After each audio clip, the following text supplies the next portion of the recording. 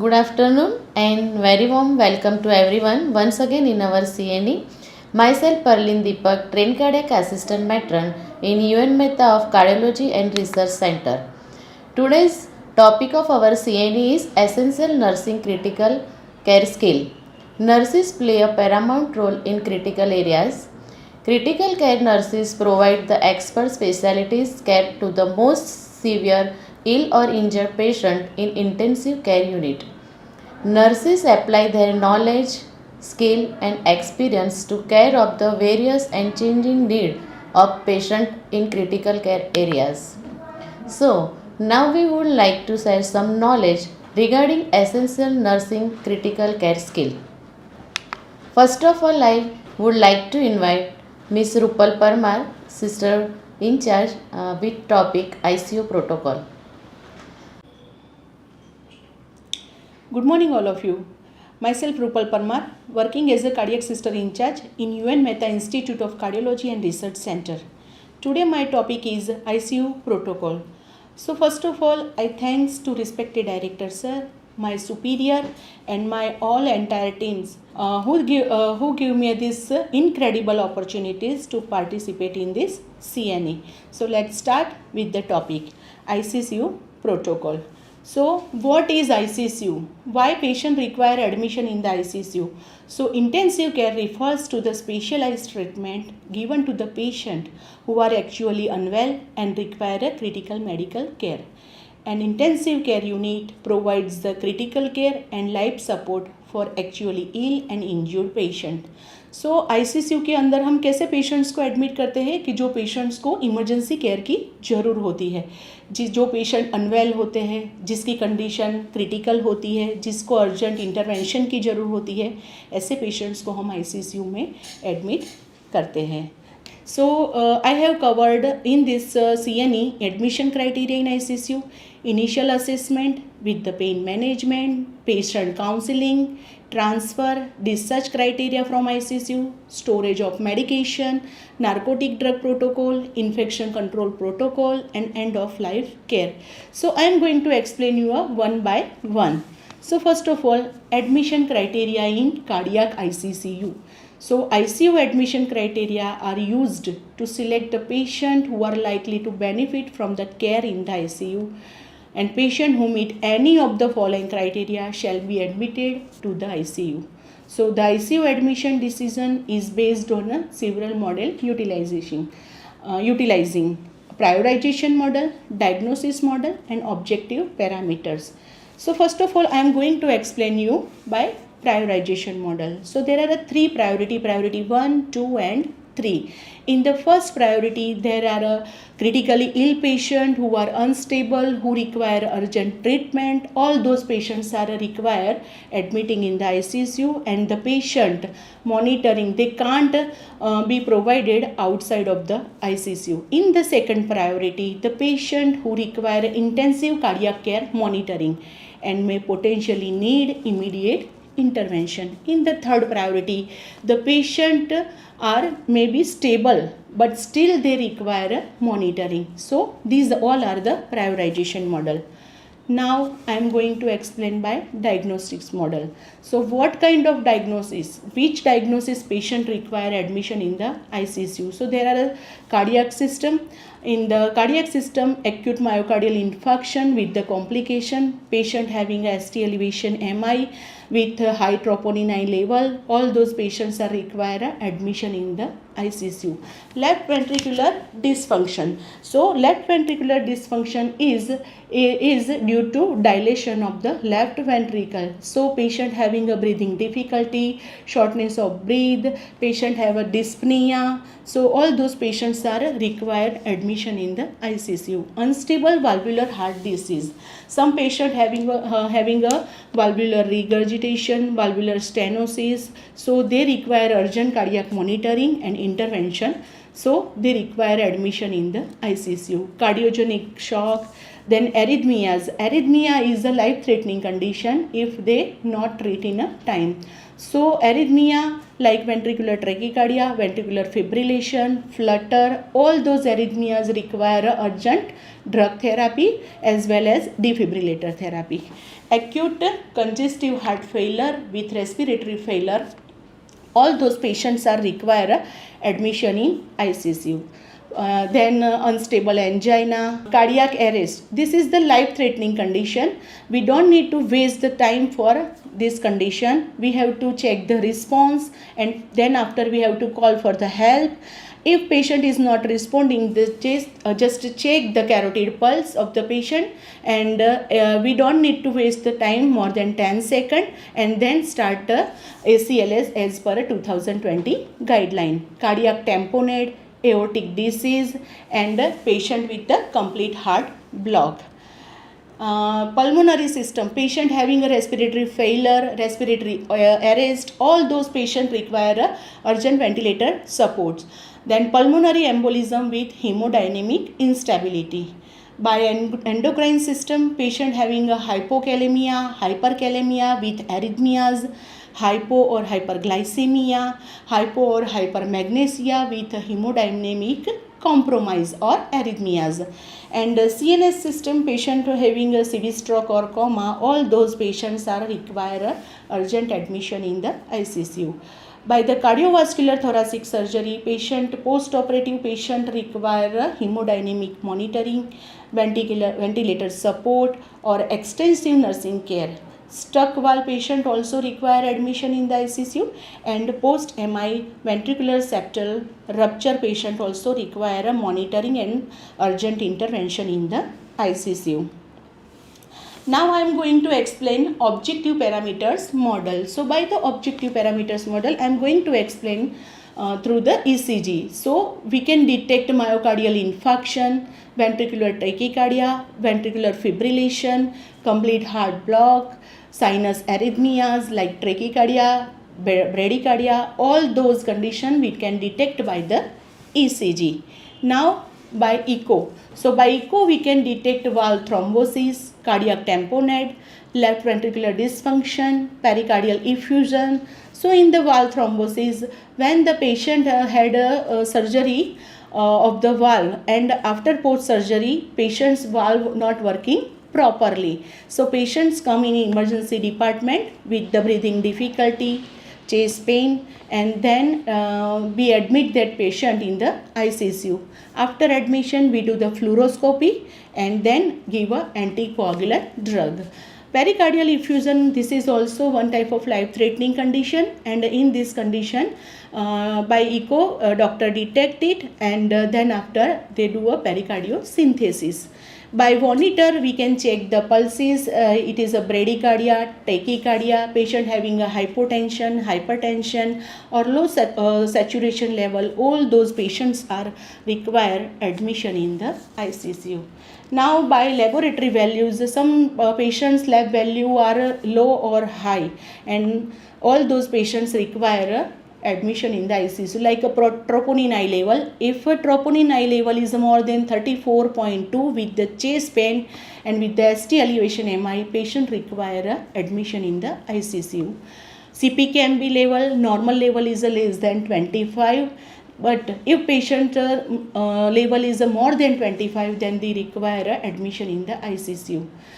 D-dimer detect the pulmonary, high D-dimer detect the pulmonary embolism. So if patient's D-dimer level is 500 nanogram per liter, then patient require urgent CT scan and then require admission in the ICU.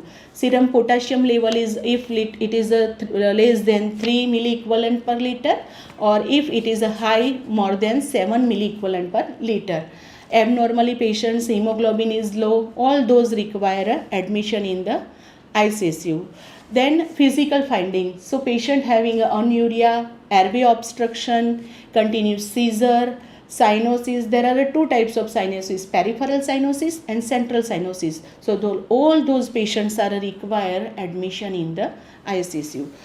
Now I am going to explain you initial assessment of the patient. So why we require initial assessment? हमें क्यों करने की ज़रूरत पड़ती है initial assessment? So initial assessment से हम patient का plan of care decide करते हैं, तो उसके लिए हमें initial assessment करने की ज़रूरत होती है. So initial assessment means an assessment conducted prior to or at admission to determine whether the individual meets the services, admission criteria, what the individual's immediate service, health and safety needs. So initial assessment, patient जब admit होता है तो हम initial assessment कैसे करते हैं? So first of all हम patient की पास्ट मेडिकल हिस्ट्री चेक करते हैं. उसके अंदर पेशेंट को कोई प्रीवियस हॉस्पिटलाइजेशन हुआ है, पेशेंट को कोई मेजर इलनेस हुई है, पेशेंट को प्रीवियस कोई सर्जरी हुई है, तो वो हम पेशेंट्स का असेसमेंट करते हैं. पेन असेसमेंट के अंदर हम पेशेंट का लोकेशन चेक करते हैं, सिवियरिटी कितनी है, वो different type of pain scale के हिसाब से करते हैं एज पर ऑर्गेनाइजेशनल पॉलिसी. हम फिर एलर्जी चेक करते हैं पेशेंट की कि पेशेंट को कोई प्रीवियसली मेडिकेशन की एलर्जी है, कोई फूड की एलर्जी है, कोई एनवायरमेंटल की एलर्जी है, वो सब हम इनिशियल असेसमेंट में चेक करते हैं. पेशेंट को कोई डायग्नोसिस, फॉर एग्जांपल डायबिटीज़ है, फिर पेशेंट को थायराइड है, पेशेंट को सीजर की हिस्ट्री है, तो वो एडमिशन के हिसाब से हम पहले कंफर्म करते हैं और पेशेंट को कितने डोज पे मेडिसिन चल रही है, कौन सी मेडिकेशन चल रही है, वो हम रिकंसाइल करते हैं और वो कंटिन्यू करने की ज़रूरत है तो वो हम at the time of initial assessment करते हैं. फिर पेशेंट की डेली एक्टिविटीज़ चेक करते हैं कि पेशेंट एडमिशन के पहले उनकी डेली एक्टिविटीज़ कैसी थी और at the time of admission उसकी डेली एक्टिविटीज़ कैसी है, उसके हिसाब से हम प्लान ऑफ केयर करते हैं. नाउ पेशेंट की स्किन इंटेग्रिटी, तो स्किन इंटेग्रिटी के अंदर पेशेंट को बेड सोर ना हो, उसके लिए हम प्रिवेंटिव एक्शन क्या लेना चाहिए और पेशेंट की स्किन कैसी है तो हम उसको बेड सोर प्रिवेंटिव एक्शन ले सके, तो उसके लिए हम check it by the using blood and pressure ulcer risk assessment, and वो हम एडमिशन के टाइम पे भी करते हैं और जब पेशेंट को शिफ्ट और डिस्चार्ज करते हैं वो टाइम पे भी करते हैं. पेशेंट का न्यूरोलॉजिकल स्टेटस चेक करते हैं, वो हम पेशेंट का न्यूरोलॉजिकल स्टेटस हम ग्लास्को-कोमा स्केल यूज़ करके करते हैं कि पेशेंट का आई रिस्पॉन्स कैसा है, मोटर रिस्पॉन्स कैसा है, वर्बल रिस्पॉन्स कैसा है, और उसके हिसाब से हम उसका प्लान ऑफ केयर डिसाइड करते हैं. Fall risk assessment, so assess the Morse fall risk and initiate fall precaution as per institution policy. क्योंकि फॉल्स रिस्क असेसमेंट के अंदर पेशेंट को हम प्रीवियसली फॉल की हिस्ट्री है, पेशेंट को मल्टीपल डायग्नोसिस है, पेशेंट को कोई क्रैचेस या कुछ लेके चलने की हैबिट है, पेशेंट का मेंटल स्टेटस कैसा है, वो सब हम चेक करके उसका असेसमेंट करते हैं और फिर प्रिवेंटिव एक्शन हम लेते हैं. न्यूट्रिशनल स्क्रीनिंग के लिए हम appetite, change in body weight, if any need of nutritional consultation based on body mass index.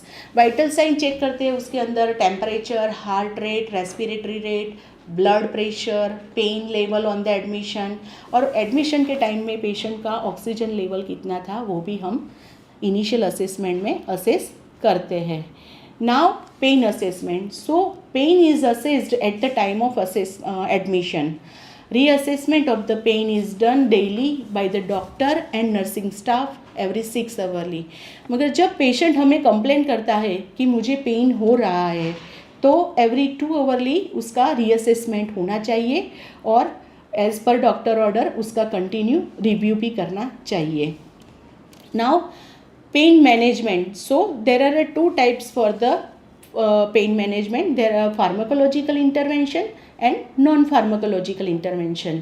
So pharmacological therapy is given by using analgesics. The analgesics may be non-steroid anti-inflammatory drugs or opioids.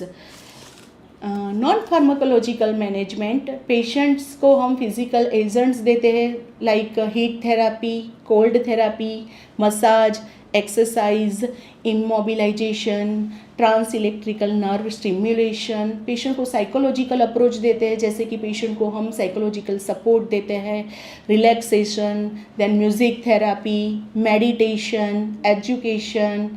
All those are the non-pharmacological management for the pain. Now patient counselling. So patient counselling की ICCU में क्या importance है? Why we require a patient counselling in critical area? So counseling is a face-to-face communication by which you can help the person to make decision or solve a problem.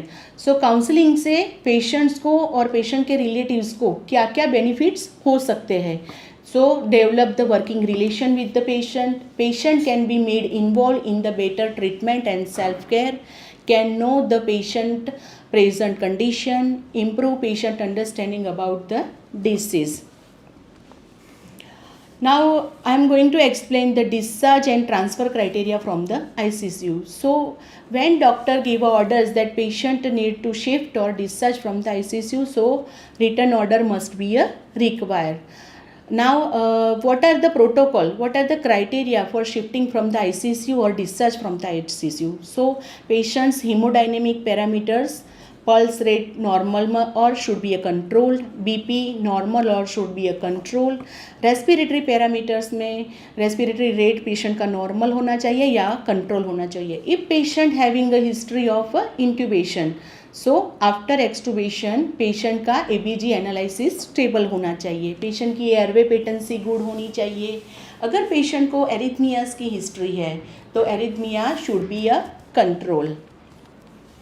Now neurological parameters. So patient का जो GCS ग्लास्को-गोमा scale है वो patient का stable होना चाहिए. अगर patient को scissor की हिस्ट्री है तो सीज़र भी कंट्रोल होनी चाहिए.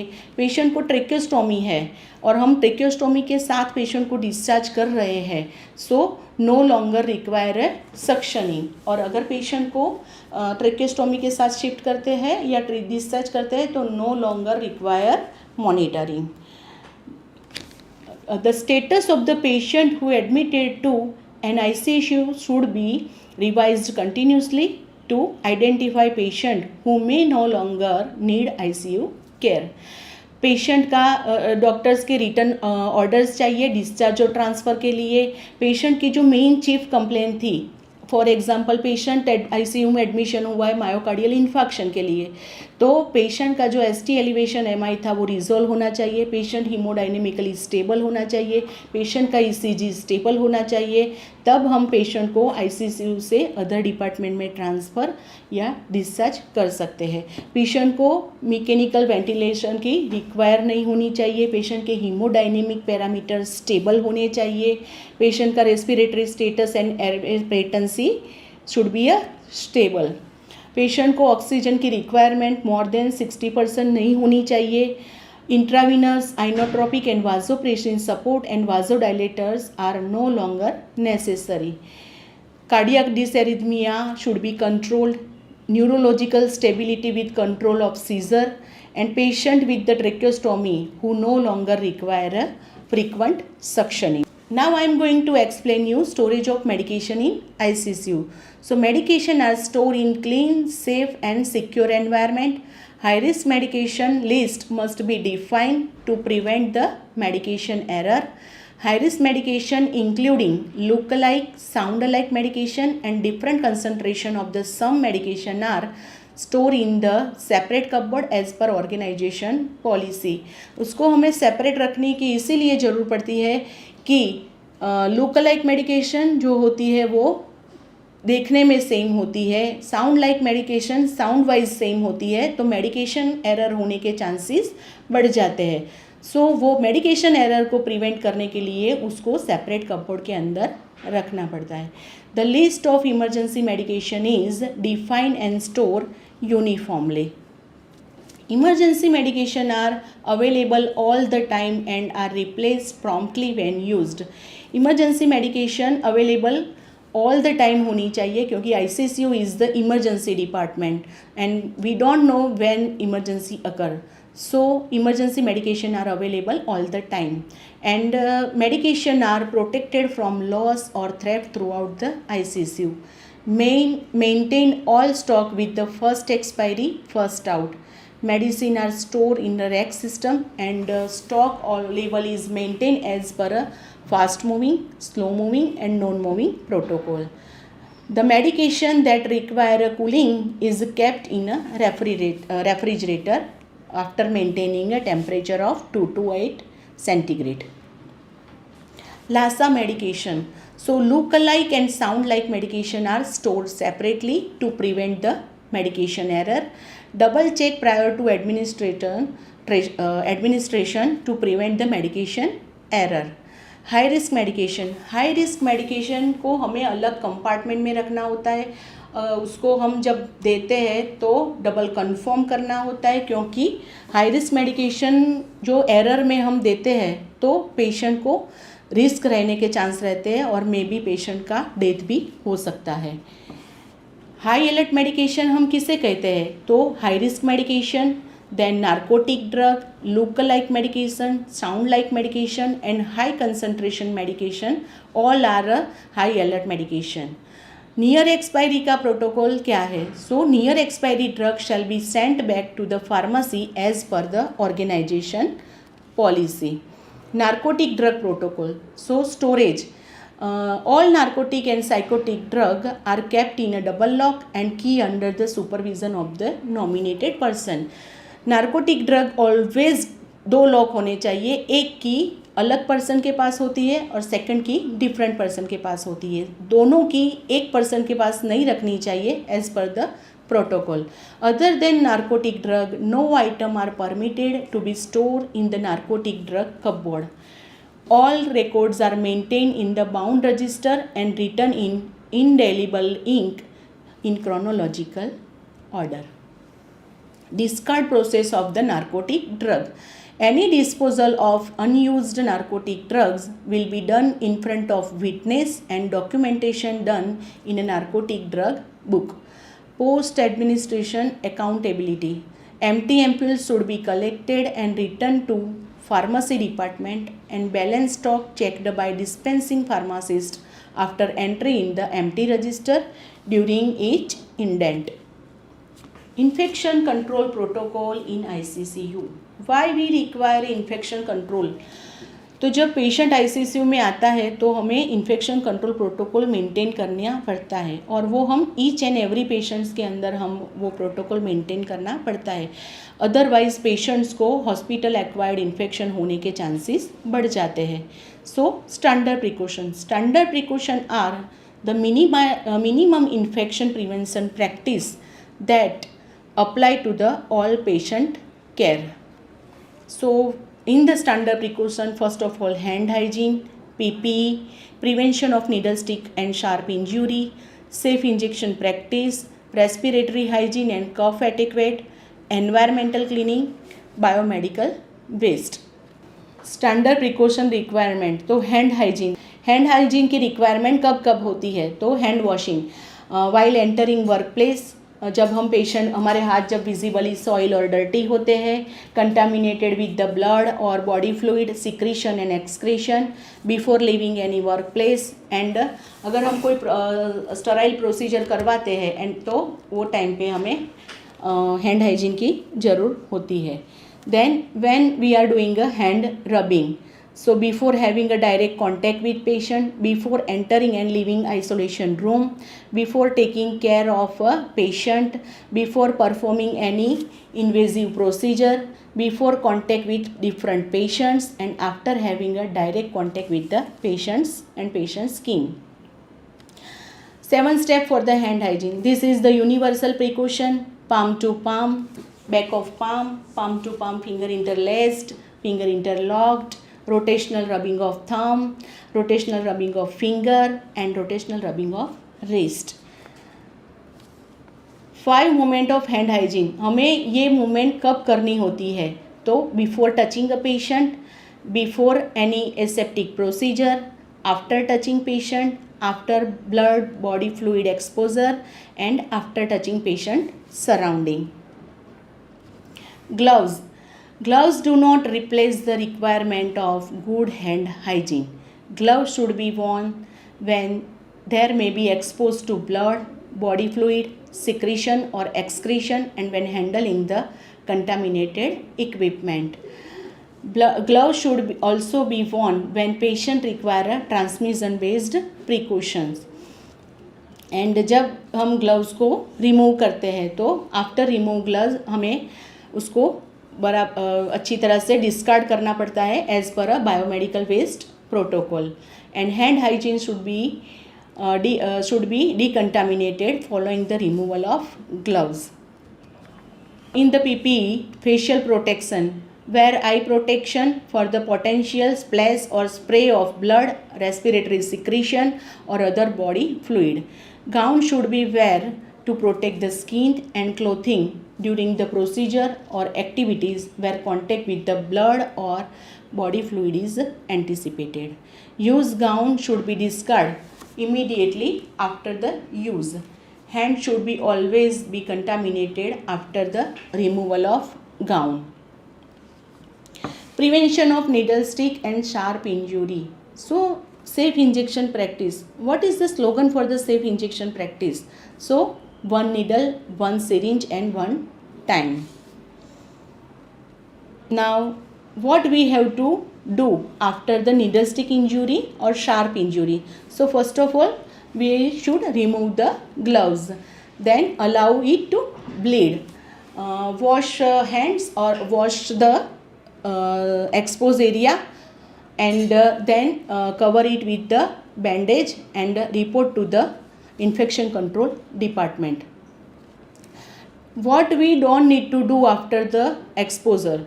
So we don't panic, do not put or prick finger into mouth, do not squeeze or wound, do not use bleach, chlorine, alcohol, betadine or iodine, which may be cause a trauma. Be needle smart. What we can do for prevent the needle stick injury? So do not recap the needle, do not bend the needle, do not remove the needle, and do not transport the needle one person to another person. Respiratory hygiene and cough etiquette. Person with the respiratory symptoms should apply source control measures. Cover your cough. Cover your mouth and nose with the tissue when you cough or sneeze. Put your used tissue and the waste bucket as per the biomedical waste protocol. If you don't have a tissue, then cough or sneeze into your upper sleeve or elbow and not in your hands. You may be asked to put on a face mask to protect the others. Wash hands often with soap and water. Place acute febrile respiratory symptomatic patients at least 1 meter or 3 feet away from the others to prevent the respiratory symptoms. Environmental cleaning. So ICCU में environmental cleaning की क्यों ज़रूर होती है, क्यों environment clean करना पड़ता है? For prevention of hospital acquired infection. So what is environmental cleaning? So environmental cleaning is the environmental surface. Cleaning the environmental surface decrease the amount of germs in the area around the patient and decrease the chance of patient having a healthcare associated infection. So patient की surrounding में ऐसी कौन सी site है जो ज़्यादा infected होती है? तो bed rails, linen, cardiac table, monitor with accessories, intravenous pump, urine bags, all those items are more infected and require continuous cleaning.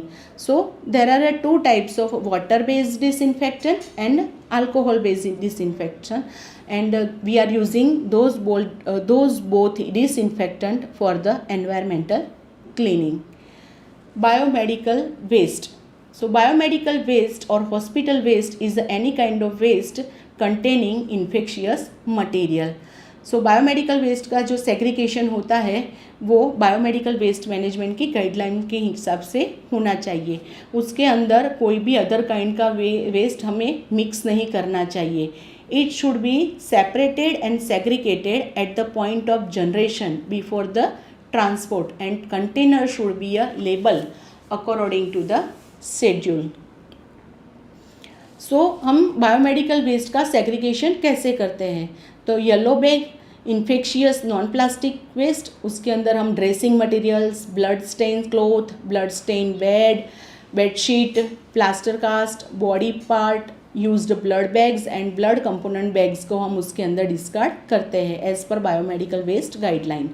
Red bag के अंदर हम इन्फेक्टेड प्लास्टिक वेस्ट सेग्रीगेट करते हैं, gloves, uro bag, IV set, catheters and feeding tubes. Card box with blue bag, so उसके अंदर हम all this glass items like vials, ampules, all these things are discarded in the blue bag.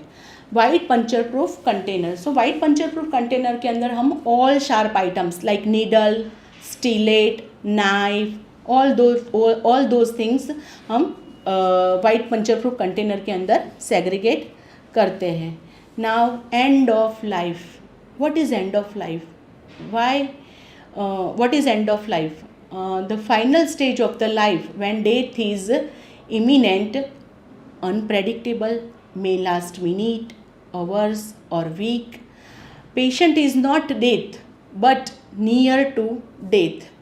End of life care refers a physical, psychological and spiritual care provided to the patient and their family.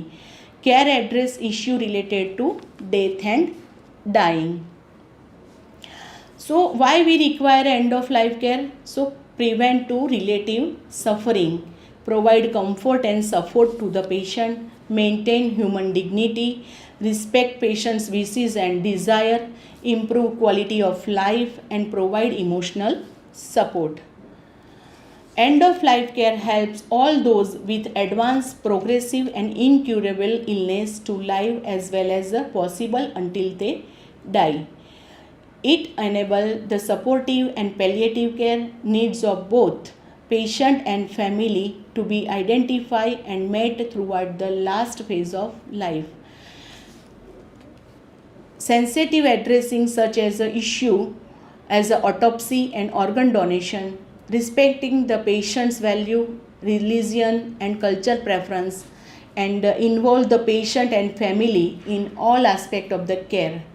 Respecting the consultant's profession, responsibility to discontinue some treatment when appropriate with the consideration of both patient and family preference. Thank you.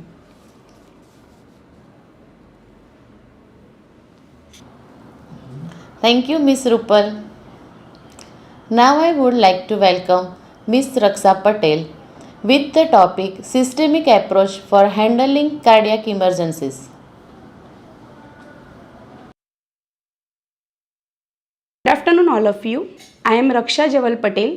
I am Cardiac Assistant Matron in the UN Mehta Institute of Cardiology and Research Center. Today my topic of presentation is Systemic Approach for Handling Cardiac Emergency. ये topic start करने से पहले I would like to thank to my organisation for giving me such nice opportunity and also privilege. So we first see about the definition of the cardiac emergency. So cardiac emergencies are the life threatening conditions which must be diagnosed earlier and so that we can give the treatment as soon as possible so that we can minimize the mortality and morbidity. So there are many types of the cardiac emergencies.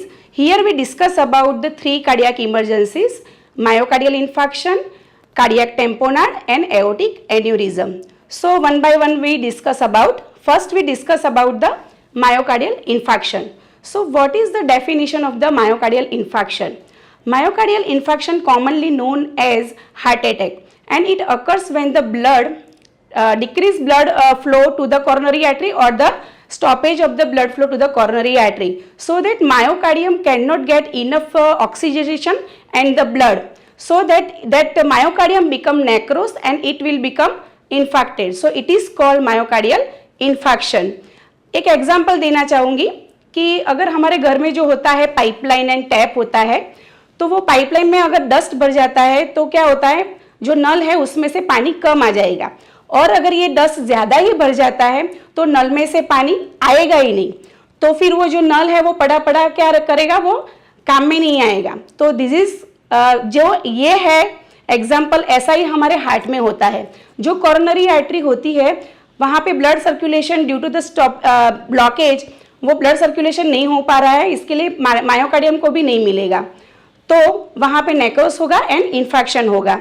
So here we can see in the picture, this is a coronary artery. We have two coronary arteries, right coronary artery and left coronary artery, and left coronary artery is further divided into two, left anterior descending and left circumflex. So you can see in this figure that there is a blockage, there is a plaque formation in the artery, so there is a decreased flow of the blood to the artery, and below that you can see the black part portion, that is necrosis. So that myocardium become necrose and it become infarcted. So this is all about myocardial infarction. Now we will see one video so that you can get more idea about myocardial infarction. The heart is a muscular organ that pumps blood containing oxygen and nutrients to the rest of the body. The left ventricle is the main pumping chamber of the heart and contracts to send oxygenated blood to the rest of the body through the aorta. Several smaller arteries, known as coronary arteries, are connected to the aorta and supply the muscles of the heart with the necessary oxygen and nutrients. In acute coronary syndrome, there is a blockage in the blood flow through the coronary arteries, usually due to an atherosclerotic plaque, a coronary artery spasm, or a coronary artery dissection. In atherosclerosis, the continued deposition of a fatty plaque results in the narrowing of the involved coronary artery. Rupture of this plaque results in the formation of a blood clot, thereby causing a blockage of the involved coronary artery. The formation of a blood clot is the most common cause of a coronary artery blockage. Other less common causes of coronary artery blockage include a coronary artery spasm, which is triggered by drugs, smoking, cold weather or extreme stress, resulting in a sudden tightening of the coronary artery, or a coronary artery dissection, in which the inside wall of the coronary artery separates, resulting in a blockage to the blood flow. Such a blockage to either of the coronary arteries results in oxygen and nutrients failing to reach the part of the heart supplied by it, causing the death of the heart muscle, a condition known as myocardial infarction. Okay, ये video आपने देख लिया. अभी आपको proper पता चल गया कि मायोकार्डियल इन्फेक्शन क्या होता है, कैसे होता है. Now we will discuss about the risk factor of the myocardial infection. तो firstly we see about age. Age is the first risk factor. In the male about 44 of the age and in the female about the 55 और the age, इसमें MI का risk ज़्यादा रहता है. And जो patient है उसको हाई ब्लड प्रेशर होता है, टॉबैको या स्मोकिंग का हैबिट है, तो उसकी वजह से हमारा कोरोनरी आर्टरी डैमेज होती है, तो उसकी वजह से ही पेशेंट को एमआई का रिस्क बढ़ जाता है. फिर अगर कोई पर्सन को हाई कोलेस्ट्रॉल लेवल रहता है, मीन्स उसमें एलडीएल, एचडीएल, जो एलडीएल है लो डेंसिटी लाइपोप्रोटीन, वो बैड कोलेस्ट्रॉल है, वो नॉर्मली क्या होना चाहिए, लो होना चाहिए. लेकिन जो पेशेंट में ये हाई रहता है, and HDL high density lipoprotein, वो क्या है, वो नॉर्मली हाई रहना चाहिए. अगर वो लो रहता है एंड ट्राइग्लिसराइड भी ज़्यादा रहता है, टोटल कोलेस्ट्रॉल भी ज़्यादा रहता है, तो ये सब की वजह से क्या होगा, एथेरोस्क्लेरोसिस होगा, तो उसकी वजह से भी पेशेंट को एमआई हो सकता है. देन पेशेंट को डायबिटीज़ है, ओबेसिटी है, तो ये भी एक फैक्टर है कि वो उससे हम एमआई ज़्यादातर हो सकता है. फिर मेटाबॉलिक सिंड्रोम, जो पेशेंट को मीन्स मेटाबॉलिक सिंड्रोम में पेशेंट को हाइपरटेंशन, ओबेसिटी, डायबिटीज़ ये सब इसके साथ रहता है, तो ये डबल चांस हो जाता है कि पेशेंट को एमआई डेवलप हो. फिर हम पेशेंट का हिस्ट्री पूछेंगे. अगर फैमिली हिस्ट्री में किसी को सिबलिंग को या पेशेंट को खुद को कार्डियक प्रॉब्लम है प्रीवियसली, तो उससे पेशेंट को रिस्क बढ़ जाता है. देन पेशेंट को अगर जो भी पर्सन है उसका एक्टिविटी कम है, लैक ऑफ फिजिकल एक्टिविटी और use of elicit drugs, means कोई कोकेन टाइप का ड्रग यूज़ करते हैं, तो कोकेन क्या करेगा, जो आर्टरी है उसमें स्पाजम करेगा और उसकी वजह से ब्लड फ्लो कम हो जाएगा और पेशेंट को एमआई डेवलप हो सकता है. फिर पेशेंट का अगर पेशेंट प्री एक्लेम्प्टिक है, प्रेग्नेंट लेडी, तो उसमें पेशेंट को कंटिन्यूअस हाइपरटेंशन रहेगा, तो due to the hypertension patient में डेवलप एमआई. अगर पेशेंट के लाइफ में स्ट्रेस है, ऑटो इम्यून डिजीज है like SLE, systemic lupus erythematosus, as well rheumatoid arthritis, ये सब ऑटोइम्यून डिजीज है, उसमें पेशेंट को रिस्क बढ़ जाता है एमआई होने का। ये हमने डिस्कस किया रिस्क फैक्टर के बारे में। और अभी हम देखेंगे pathophysiology of the myocardial infection. जो एमआई है वो कैसे होता है? तो there are 3 reason. First is the atherosclerosis, second is the atriospasm and third is the thrombus formation.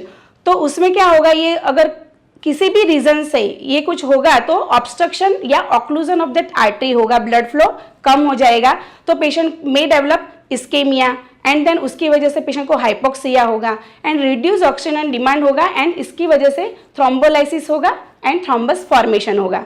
Due to the thrombus formation blood circulation, blood flow कम हो जाएगा, तो वो पार्ट नेक्रोस हो जाएगा एंड पेशेंट को मायोकार्डियल इन्फेक्शन हो सकता है। तो ये पूरा पैथोफिजियोलॉजी, कैसे पेशेंट को मायोकार्डियम जो इन्फेक्ट होता है उसका पैथोफिजियोलॉजी है। तो इस तरह से पेशेंट को एमआई होता है। Now we will discuss about signs symptoms of the myocardial infarction. तो most common symptoms of MI is chest pain. तो pressure feels pressure, tightness, as well the squeezing movement, as well the patient may have a itching sensation in the arms and it radiating to the neck, jaw, back, etc.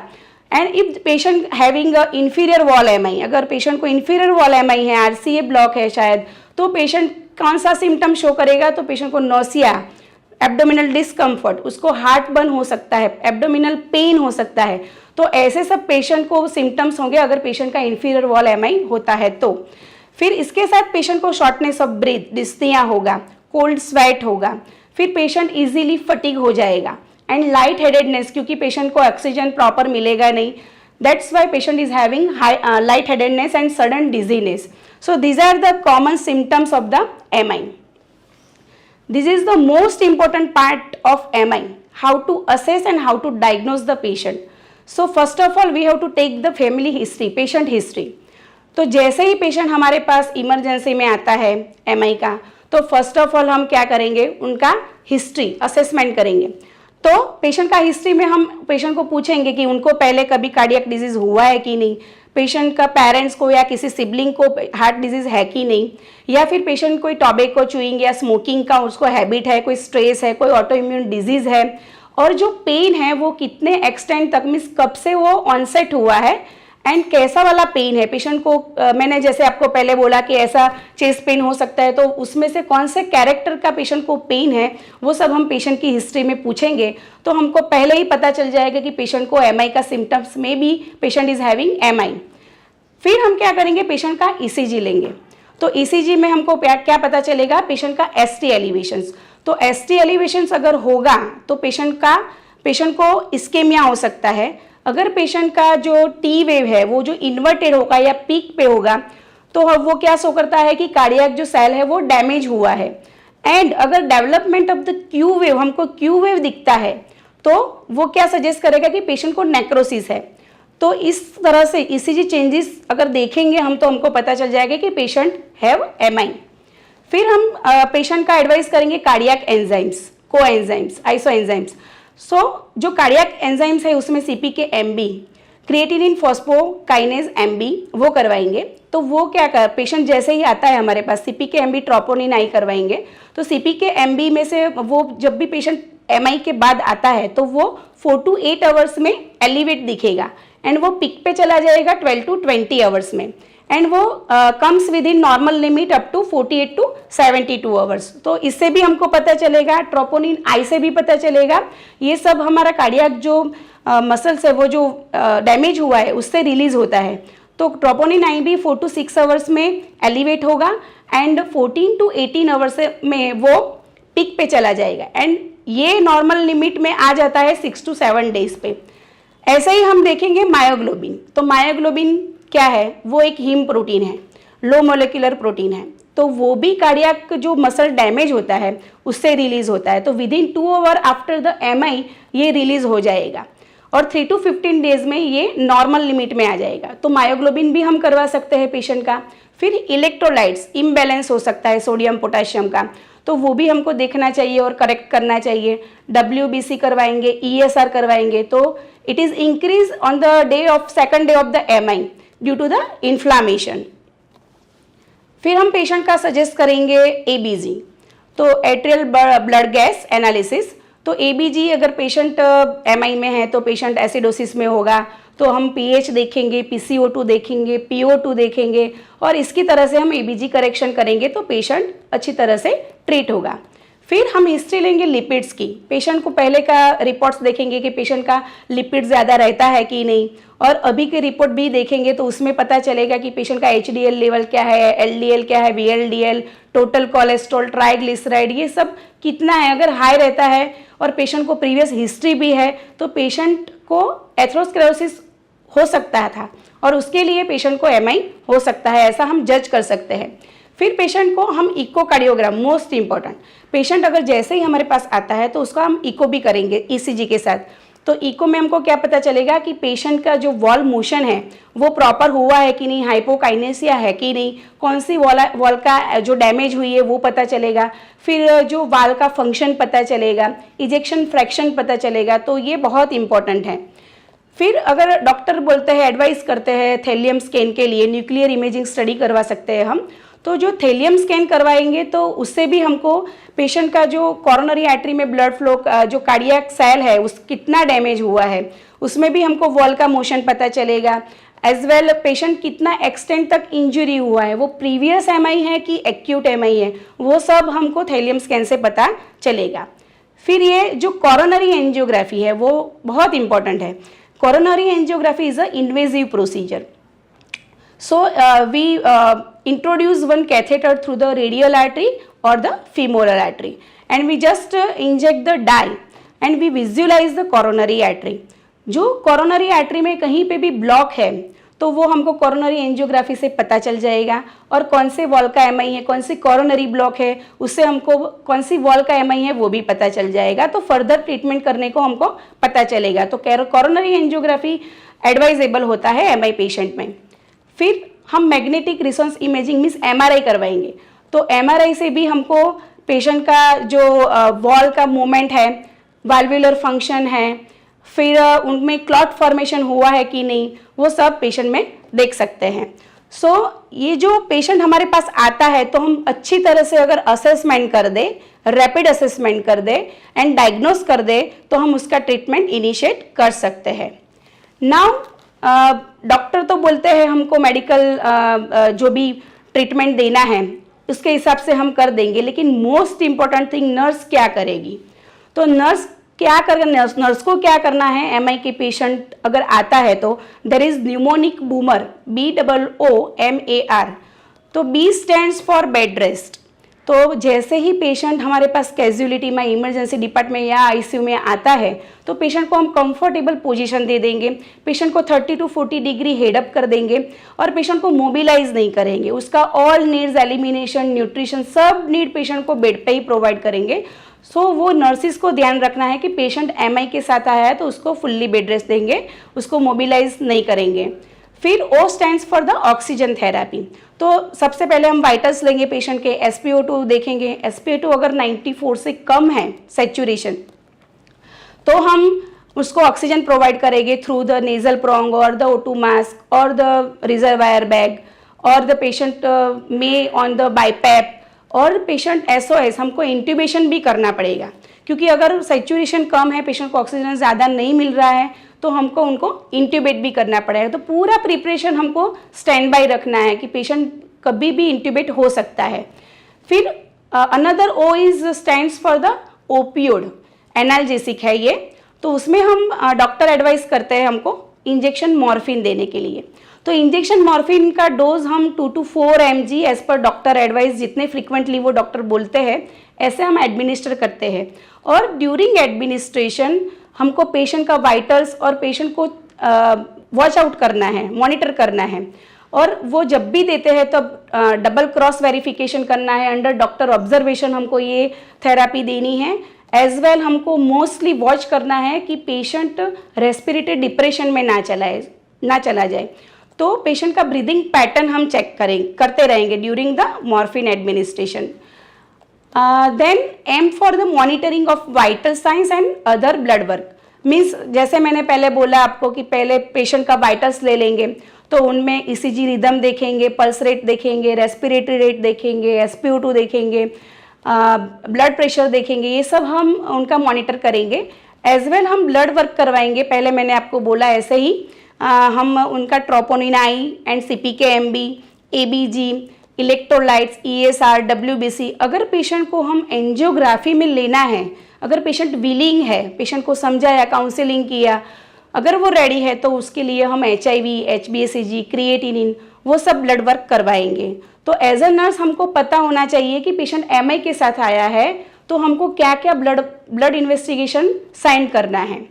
फिर A stands for the anticoagulation therapy, तो उसमें oral anticoagulation therapy दे सकते हैं।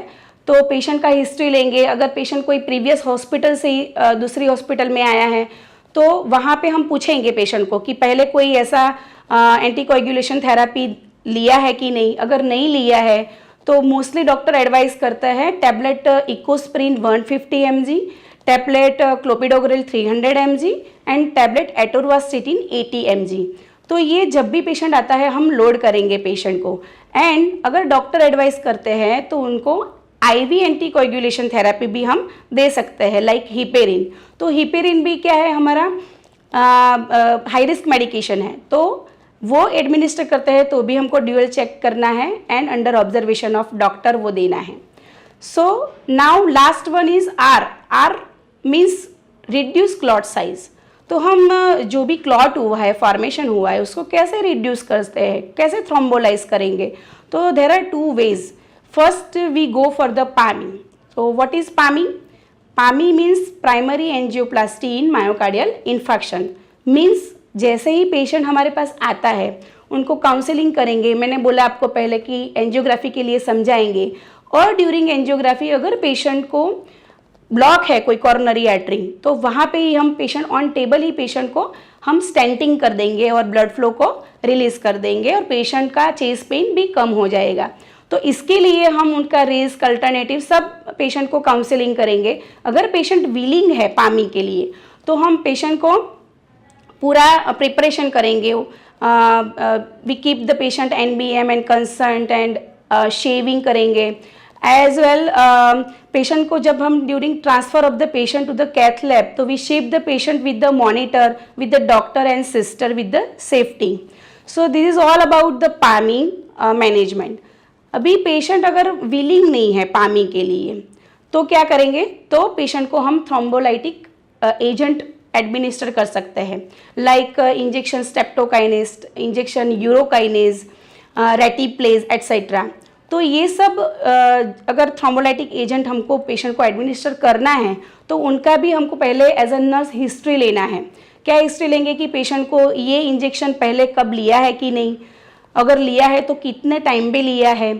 As well patient को हम पूछेंगे कि कोई उनको एलर्जी है कि नहीं, और फिर पेशेंट का कहीं प्रीवियसली कोई सर्जरी अभी रिसेंटली करवाया है कि नहीं, कहीं से ब्लीडिंग है कि नहीं, पेशेंट को हिस्ट्री ऑफ पाइल्स है कि नहीं, ये सब हम देखेंगे during the thrombolytic administration.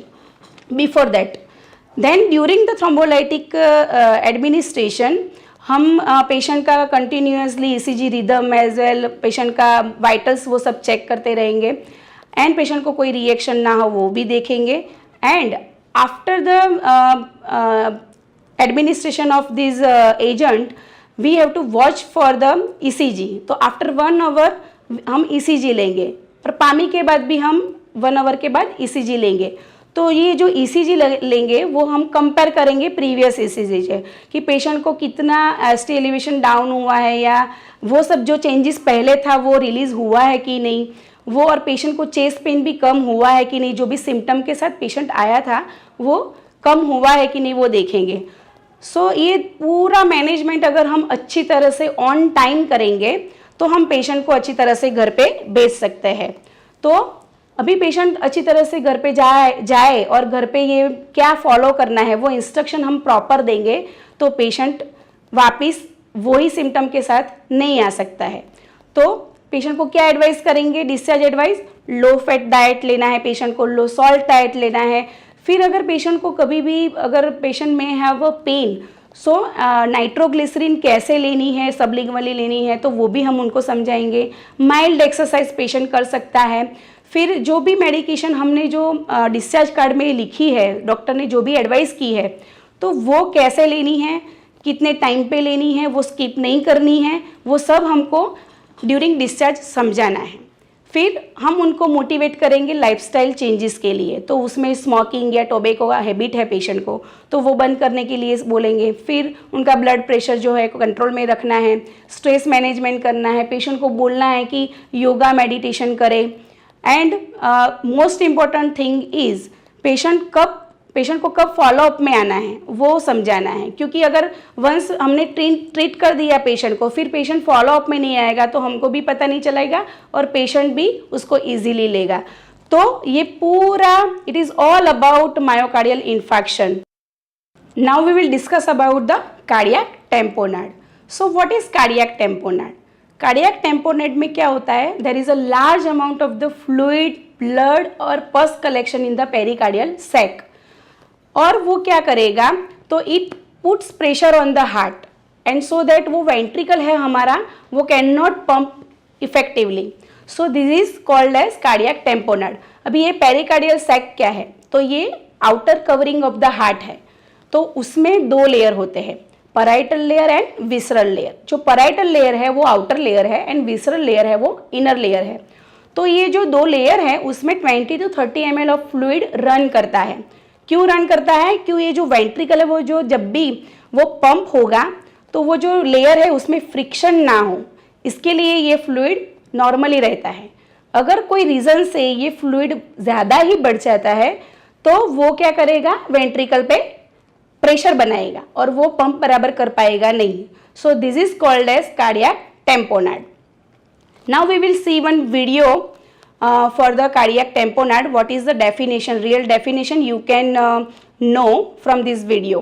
Now, cardiac tamponade comes from the root word tampon. And since tampons fill with blood, well, the sac around the heart fills up with either blood or fluid like a big water balloon, putting pressure on those ventricles, which eventually stops the heart. Now, no heartbeat means we have a dead patient, right? Everyone knows this, but why though? Well, this is because the heart pumps out oxygen-rich blood out to the body, called cardiac output. Now, this compression on the heart causes a dramatic drop in cardiac output, meaning drop in blood to the body.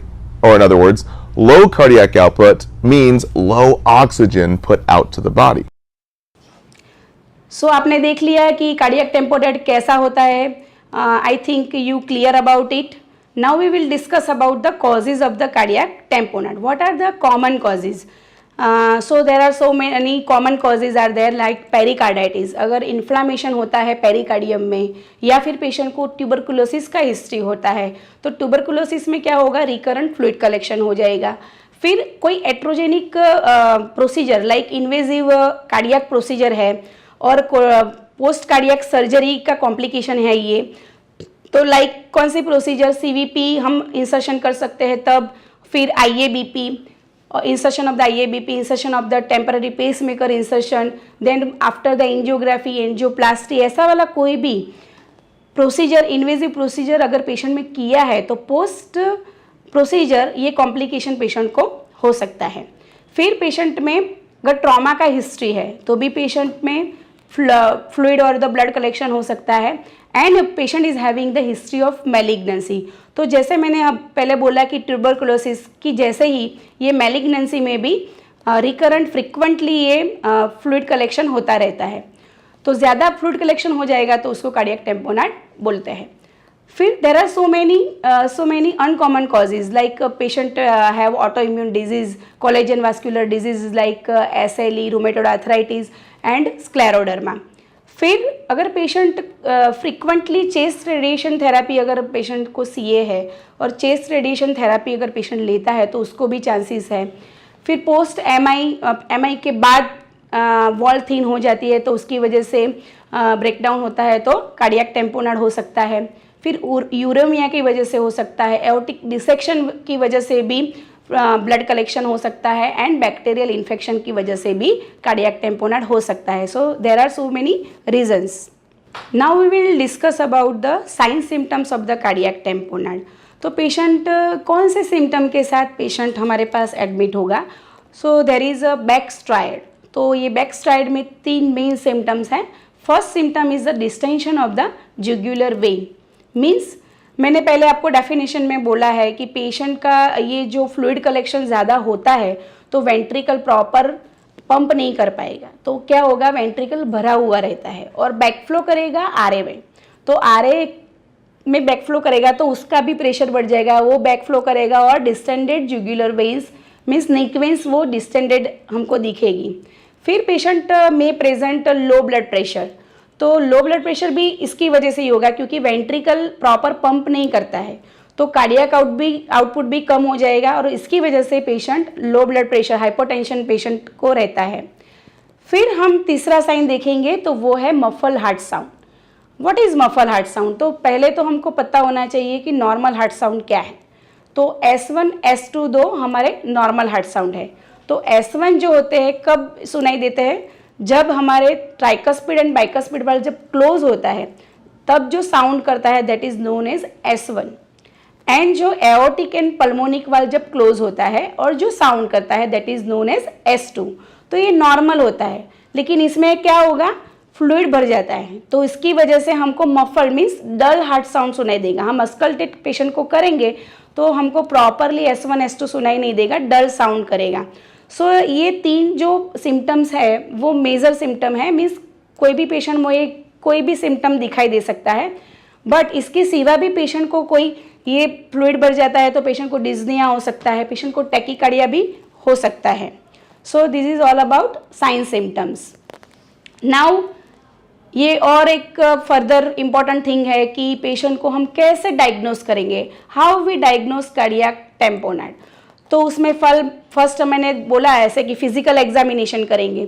जैसे ही patient हमारे पास आता है तो ये बहुत important चीज़ है कि उसका फिजिकल एग्जामिनेशन, उसका हिस्ट्री ले, तो ही हमको पता चल जाएगा कि उसको क्या हो सकता है। तो ये फिजिकल एग्जामिनेशन में हम पेशेंट का वाइटस देखेंगे, पेशेंट का लो ब्लड प्रेशर होगा, टैकीकार्डिया हो सकता है।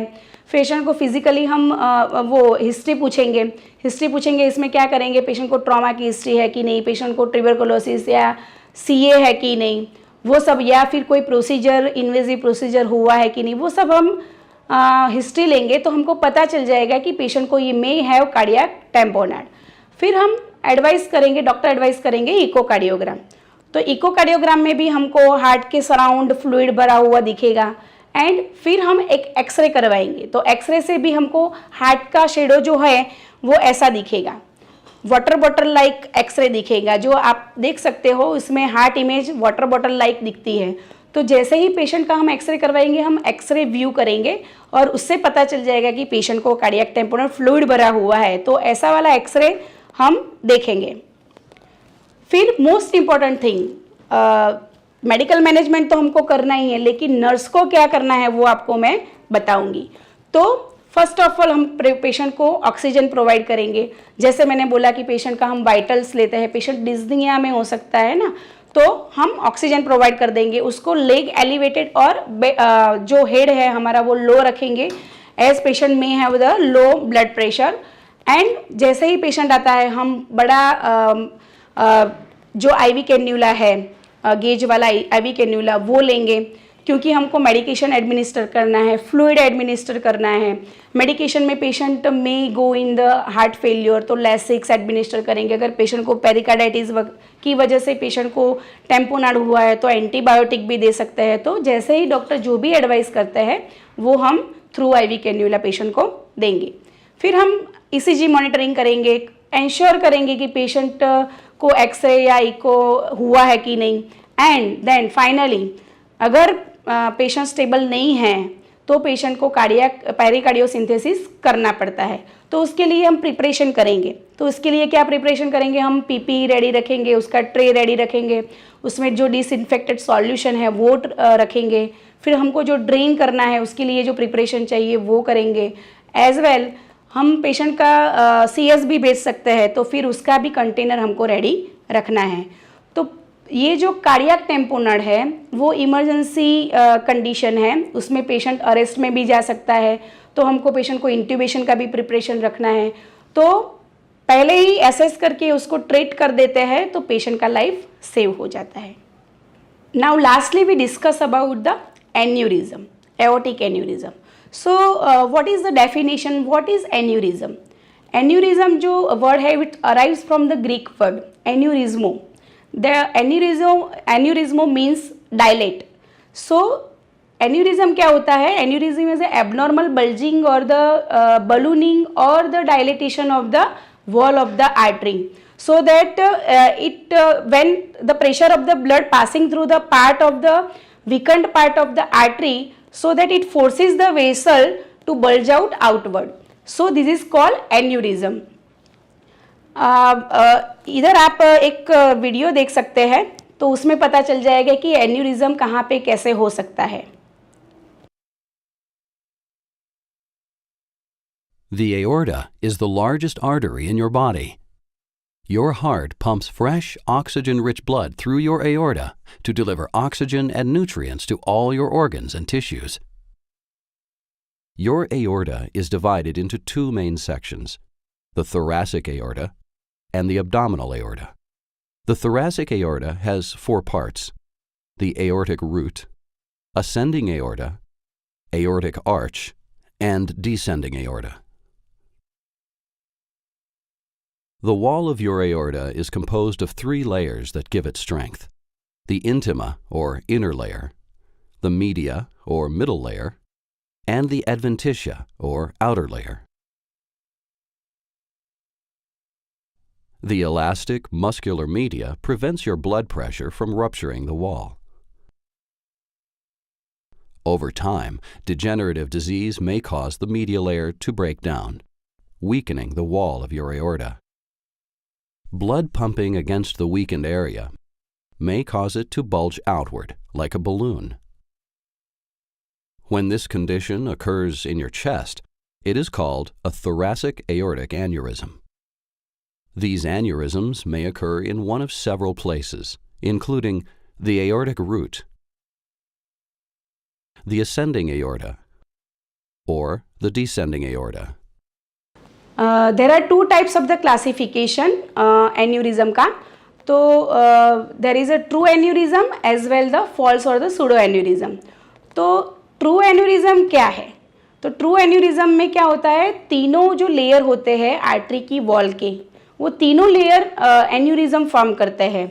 और वो क्यों होता है? तो अगर पेशेंट को क्रॉनिक हाइपरटेंशन है और पेशेंट को एथेरोस्क्लेरोटिक है अगर पेशेंट, तो ये आर्टरी में जब होता है तो ये प्रेशर बढ़ जाता है और जो वीकेंड पार्ट है वो बल्ज आउट हो जाता है. लेकिन इसमें तीनों जो लेयर है वो इन्वॉल्व हो गए.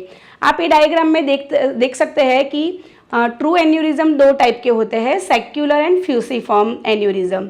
तो सेक्युलर में क्या होगा, वो जो वॉल का जो लेयर है, इनर लेयर है वो इंटीमा, मिडल है तो वो मीडिया, एंड जो आउटर लेयर है वो एडवेंटिशिया. सो वो ये जो वॉल है उसकी एक साइड ही, वन साइड ये इन्वॉल्वमेंट होगा, इसमें तीनों लेयर इन्वॉल्व होगा, एन्यूरिज्म फॉर्म करेगा. So this is known as saccular. And in the fusiform दोनों तरफ पेशेंट पूरा आर्टरी का सर्कमफ्लक्स इन्वॉल्व होगा एंड दोनों तरफ से तीनों लेयर इन्वॉल्व होंगे. So it is known as fusiform. So this is called true aneurysm. And now we discuss about the false or the pseudo aneurysm. So what is pseudo aneurysm? So it involves only one layer, that is outer layer, that is adventitia. So क्या होगा, ये due to the trauma की वजह से outer layer break हो जाएगा और वहाँ पे एन्यूरिज्म फॉर्म हो जाएगा और वो डिसेक्ट भी हो सकता है. Now we discuss about the risk factor of the aneurysm. So if a patient have history of tobacco, smoking, age about the 65 years of the age, as well being a male, there is a more chance rather than the female, and being white person there is a more chance rather than the black people. As well, if patient is having family history, so there is a more chance. And other aneurysms means there are so many aneurysms like cerebral aneurysm or aortic aneurysm. Aortic aneurysm further divided into two aneurysm like thoracic aortic aneurysm and abdominal aortic aneurysm, and then peripheral aneurysm. तो कहीं पे भी अगर patient को aneurysm है, एक aneurysm है तो दूसरा एन्यूरिज्म होने का चांसेस ज़्यादा रहता है. Now we go for the causes of the aneurysm. So what are the causes? तो फर्स्ट एथेरोस्क्लेरोसिस की वजह से हो सकता है, हाई ब्लड प्रेशर की वजह से हो सकता है, ब्लड वेसल डिजीज़ है, कोई पेशेंट में एओर्टा में कोई इन्फेक्शन है, फिर अगर पेशेंट को हिस्ट्री है, ट्रॉमा हुआ है, तो ये सब कॉजेज है, उसकी वजह से पेशेंट को एन्यूरिज्म हो सकता है. Now we will discuss about the sign and symptoms of the aneurysm. तो what are the sign and symptoms? मैंने पहले आपको बोला कि एओर्टिक एन्यूरिज्म दो टाइप के होते हैं, thoracic aortic aneurysm and abdominal aortic aneurysm. तो जो थोरासिक एन्यूरिज्म है, एओर्टिक एन्यूरिज्म है, उसमें पेशेंट फर्स्ट क्या शो करेगा? Hoarseness of voice. तो वो क्यों होगा? क्योंकि जो एन्यूरिज्म है वो आपने अभी वीडियो में देखा कि थोरासिक है वो जो रूट या असेंडिंग और द आर्च ऑफ एओर्टा उसमें इन्वॉल्व होगा. तो उसकी वजह से, वो एन्यूरिज्म की वजह से लैरिंजियल नर्व है जो हमारी, वो अफेक्ट होगी और इसकी वजह से जो वोकल कॉर्ड है उसमें प्रॉपर उसको वो अफेक्ट होगा और उसमें पैरालिसिस हो जाएगा. तो हम वो जो पेशेंट है वो हॉर्सनेस शो करेगा. फिर अगर पेशेंट को चेस्ट पेन भी हो सकता है, डिस्निया भी हो सकता है. तो इसमें भी ऐसा है कि पेशेंट को आर्च ऑफ एओर्टा और असेंडिंग एओर्टा में पेशेंट को एन्यूरिज्म हो सकता है, तभी पेशेंट चेस्ट पेन और डिस्निया पेशेंट को हो सकता है. Now we discuss about the abdominal aortic aneurysm. उसका सिम्टम क्या होता है? तो अगर पेशेंट को एब्डोमिनल डिसेंडिंग एओर्टा में अगर एन्यूरिज्म है तो वो एब्डोमिनल एओर्टिक एन्यूरिज्म बोलते हैं. तो उसमें पेशेंट को डीप एब्डोमिनल पेन, डिस्कम्फर्ट होगा, पेशेंट को बैक पेन होगा, या फिर अगर बड़ा वाला एन्यूरिज्म है तो पेशेंट पल्सेटाइल सेंसेशन, पेशेंट को एब्डोमेन में पता चलेगा, पेशेंट को सेंसेशन होगा. So this is all about the sign and symptoms of the aneurysm. Now aneurysm के साथ पेशेंट आता है तो उसको मैनेज कैसे करते हैं? तो अगर पेशेंट आता है, जैसे ही पहले रैपिड असेसमेंट पेशेंट का करना है. अगर पेशेंट स्टेबल है या पेशेंट अनस्टेबल है. पेशेंट स्टेबल है तो हम उसका सीटी स्कैन करवाएंगे और पेशेंट को प्रिपेयर करेंगे. उसको मेडिकल मैनेजमेंट नहीं कर सकते, उसको सर्जिकल या कैथ लैब में पेशेंट को लेके उसको ट्रीट करना पड़ता है. तो अगर पेशेंट को थोरासिक एन्यूरिज्म है तो तेवर, और एब्डोमिनल एन्यूरिज्म है तो एवर करवा सकते हैं. तेवर means thoracic endovascular aortic aneurysm repair and ever means endovascular aortic aneurysm, abdominal aortic aneurysm repair. तो उसमें वो कैथ लैब में होके पेशेंट का ये प्रोसीजर होता है और पेशेंट को हम सर्जरी के थ्रू भी ये रिपेयर कर सकते हैं. और पेशेंट अगर अनस्टेबल है तो उसको डायरेक्टली पेशेंट ओटी या कैथ लैब में लेके पेशेंट को ट्रीट कर सकते हैं. Now most important thing is nursing management. तो ये नर्सिंग मैनेजमेंट में हम क्या करेंगे? तो फर्स्ट, सभी डिजीज़ में मैंने जैसे बोला आपको, पहले ही हम उसका हिस्ट्री ले लेंगे और फिजिकल एग्जामिनेशन कर लेंगे. सबसे पहला रोल नर्सिस का यही है कि फर्स्ट हमको उसको असेस कर देंगे. तो हिस्ट्री में क्या हम जैसे मैंने बोला कि पेशेंट को किस वजह से एन्यूरिज्म है, तो वो सब हम हिस्ट्री में पूछ लेंगे कि पेशेंट को ट्रॉमा है कि नहीं, वो सब पूछ लेंगे. फिर पेशेंट को फैमिली में किसी को है कि नहीं, तो वो ये चांसेस है कि उसको ज़्यादा हो सकता है. फिर उसका फिजिकल एग्जामिनेशन, पेशेंट का वाइटल्स लेंगे हम, पेशेंट को फिजिकली एब्डोमेन भी चेक करेंगे, पेशेंट को डिस्निया है कि नहीं वो देख लेंगे. तो ये पूरा हम हिस्ट्री एंड फिजिकल एग्जामिनेशन में देखेंगे. फिर हम watch for the sign of the cardiac and pulmonary cerebral lower extremities, जो वास्क्यूलर प्रॉब्लम है कि नहीं वो देख लेंगे. जैसे मैंने आपको पहले बोला कि उसको सेरिब्रल हो सकता है एन्यूरिज्म, फिर एओर्टिक हो सकता है, पेरिफेरल हो सकता है, तो उसको कोई वास्क्यूलर प्रॉब्लम नहीं है वो वॉच करेंगे. एंड पूरा क्वालिटी हम पेडल पल्सिस जो होते हैं, पेरिफेरल पल्सिस होते हैं और न्यूरोलॉजिकल स्टेटस होता है, वो उसका क्वालिटी एंड कैरेक्टर हम चेक करेंगे. फिर मैंने पहले अभी बोला कि उसका इंटरवेंशन तो सर्जरी या कैथ लैब में हो सकता है. तो पेशेंट को हम प्रिपेयर करेंगे, उसको फैमिली को और पेशेंट को टीचिंग देंगे. Then we provide the psychological support to the family and patient. And first of all we have to do the whole body assessment before the OTing. Then we give the pre op teaching. तो क्या हम teaching में involve करेंगे? तो patient का पूरा brief explanation of the disease process, ये disease में क्या होता है, एंड ये जो प्लान सर्जरी की है तो वो सर्जरी में कैसे पेशेंट का सर्जरी करेंगे, क्या टेक्निक से करेंगे, वो सब हमको पेशेंट को बोलेंगे. And then pre op routines करवाएंगे. तो उसके लिए हम कब से पेशेंट को एनबीएम रहना है, क्या उसका बॉवेल मूवमेंट जो मिस बॉवेल प्रिपरेशन करेंगे, एंड कब से उसको कैसे शावर लेना है, वो सब उनको हम पहले से बोल देंगे. फिर उनका फ्लूइड मैनेजमेंट प्री ऑपरेटिवली करेंगे. And what is the expectation after the surgery. तो पेशेंट तो आफ्टर सर्जरी आईसीयू में आएगा, एज वेल सब tubes with ET, as well CVP, drains and catheter. So इतना सारा पेशेंट के सराउंड होगा, तो वो हम पहले से पेशेंट को बोल देंगे. तो पेशेंट मेंटली प्रॉपरली वो पेशेंट पोस्ट ऑपरेटिवली पेशेंट वो डील कर पाएगा. फिर अभी पेशेंट हमारा ओटी में भेज दिया, ओटी होके वापस आया, फिर हमारा नर्सिंग रोल क्या है. तो जैसे ही पेशेंट आता है हम देखेंगे उसका वो ग्राफ्ट रखा होता है, तो उसका मेंटेन द पेटेंसी, उसका ग्राफ्ट का पेटेंसी मेंटेन करना है. तो कैसे करना है, तो उसका जो ब्लड प्रेशर है नॉर्मल रखना है, उनको सीवियर हाइपरटेंशन ना हो वो देखते रहना है, सीवीपी एंड पीए प्रेशर का मॉनिटरिंग करना है, एज वेल उसका यूरिन आउटपुट प्रॉपर है कि नहीं वो भी देखेंगे. तो इस तरह से उसको प्रॉपरली फ्लूइड मैनेजमेंट करेंगे तो ग्राफ्ट पेटेंसी अच्छा रहेगा. फिर हम देखेंगे कार्डियोवास्कुलर स्टेटस. तो हम पेशेंट का कार्डियोवास्कुलर में पूरा ईसीजी का रिदम चेक करते रहेंगे, फिर उसका इलेक्ट्रोलाइट हम ऑब्जर्व करते रहेंगे कि कोई इम्बैलेंस है कि नहीं, एबीजी करवाते रहेंगे और करेक्शन करते रहेंगे, ऑक्सीजन एडमिनिस्टर करेंगे पोस्ट ऑपरेटिवली पेशेंट का, एंड वाइटल्स भी चेक करेंगे. फिर पोस्ट ऑपरेटिव पेशेंट को मोस्ट प्रॉम्प्ट है, इन्फेक्शन होने का चांसेस ज़्यादा रहता है. तो इसमें भी नर्सिंग का रोल क्या आएगा. तो जैसे ही डॉक्टर बोलता है एंटीबायोटिक जो भी एडमिनिस्टर करने के लिए वो हम एडमिनिस्टर करेंगे. फिर उनका असेसमेंट ऑफ बॉडी टेम्परेचर वो असेस करते रहेंगे कि पेशेंट को टेम्परेचर, हाई ग्रेड फीवर ऐसा कुछ तो नहीं है. मॉनिटर करेंगे WBC काउंट को, तो उससे भी पता चल जाएगा कि अगर पेशेंट इन्फेक्शन में है तो पेशेंट का WBC जो 4000 to 10,000 नॉर्मल होता है उससे ज़्यादा हो सकता है. फिर एडिक्वेट न्यूट्रिशन, पेशेंट को properly high protein diet and vitamin C वाला डाइट देंगे तो क्या होगा, वो हील हो जाएगा अच्छी तरह से wound, surgical wound. Then we observe for the surgical incision for the sign of infection. तो उसमें हम चेक करेंगे कहीं पे ब्लीडिंग, रेडनेस, पस कलेक्शन के गैपिंग ऐसा कुछ तो नहीं है ना, ऐसा हमको देखना है post operatively. And then last भी क्या करेंगे, चेक करेंगे कि गैस्ट्रो इंटेस्टाइनल स्टेटस को चेक करेंगे. तो उसमें पेशेंट नेजोगैस्ट्रिक ट्यूब पे हो जाएगा. तो आफ्टर अगर एब्डोमिनल एओर्टिक एन्यूरिज्म रिपेयर किया है तो पेशेंट का हम एब्डोमिनल गर्थ लेते रहेंगे. पेशेंट का जो बॉवेल मूवमेंट है, फंक्शन है, वो रिटर्न हुआ, फ्लैटस पास करता है कि नहीं. तो उसके बाद पेशेंट को हम क्लियर लिक्विड्स दे सकते हैं. तो फिर ऐसे ही क्लियर लिक्विड्स के बाद पेशेंट को फ्लूइड चालू कर सकते हैं और उसका एब्डोमिनल का असेसमेंट, पेशेंट को पेन है कि नहीं वो देखते रहेंगे. एंड लास्टली पेशेंट का हम बॉवेल इस्केमिया का कोई साइन है कि नहीं वो देखते रहेंगे. तो उसमें क्या देखेंगे, पेशेंट को एब्डोमिनल पेन है कि नहीं, पेशेंट का बॉवेल मूवमेंट जो है वो बढ़ जाता है तो वो भी देखते रहेंगे.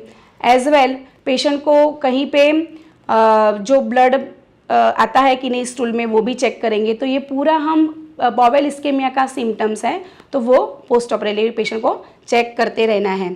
तो ये पूरा all about the cardiac emergency. ये तीन ही कार्डियक इमरजेंसी नहीं है, और भी है, लेकिन due to the time limitation I can not explain all the cardiac emergency.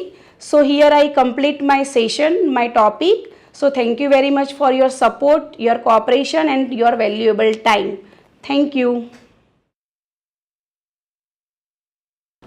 Thank you, Miss Raksa Patel. Now I would like to our nursing tutor Payal Patel with the topic Basic Hemodynamic Monitoring in Cardiac Patient. Good afternoon, friends.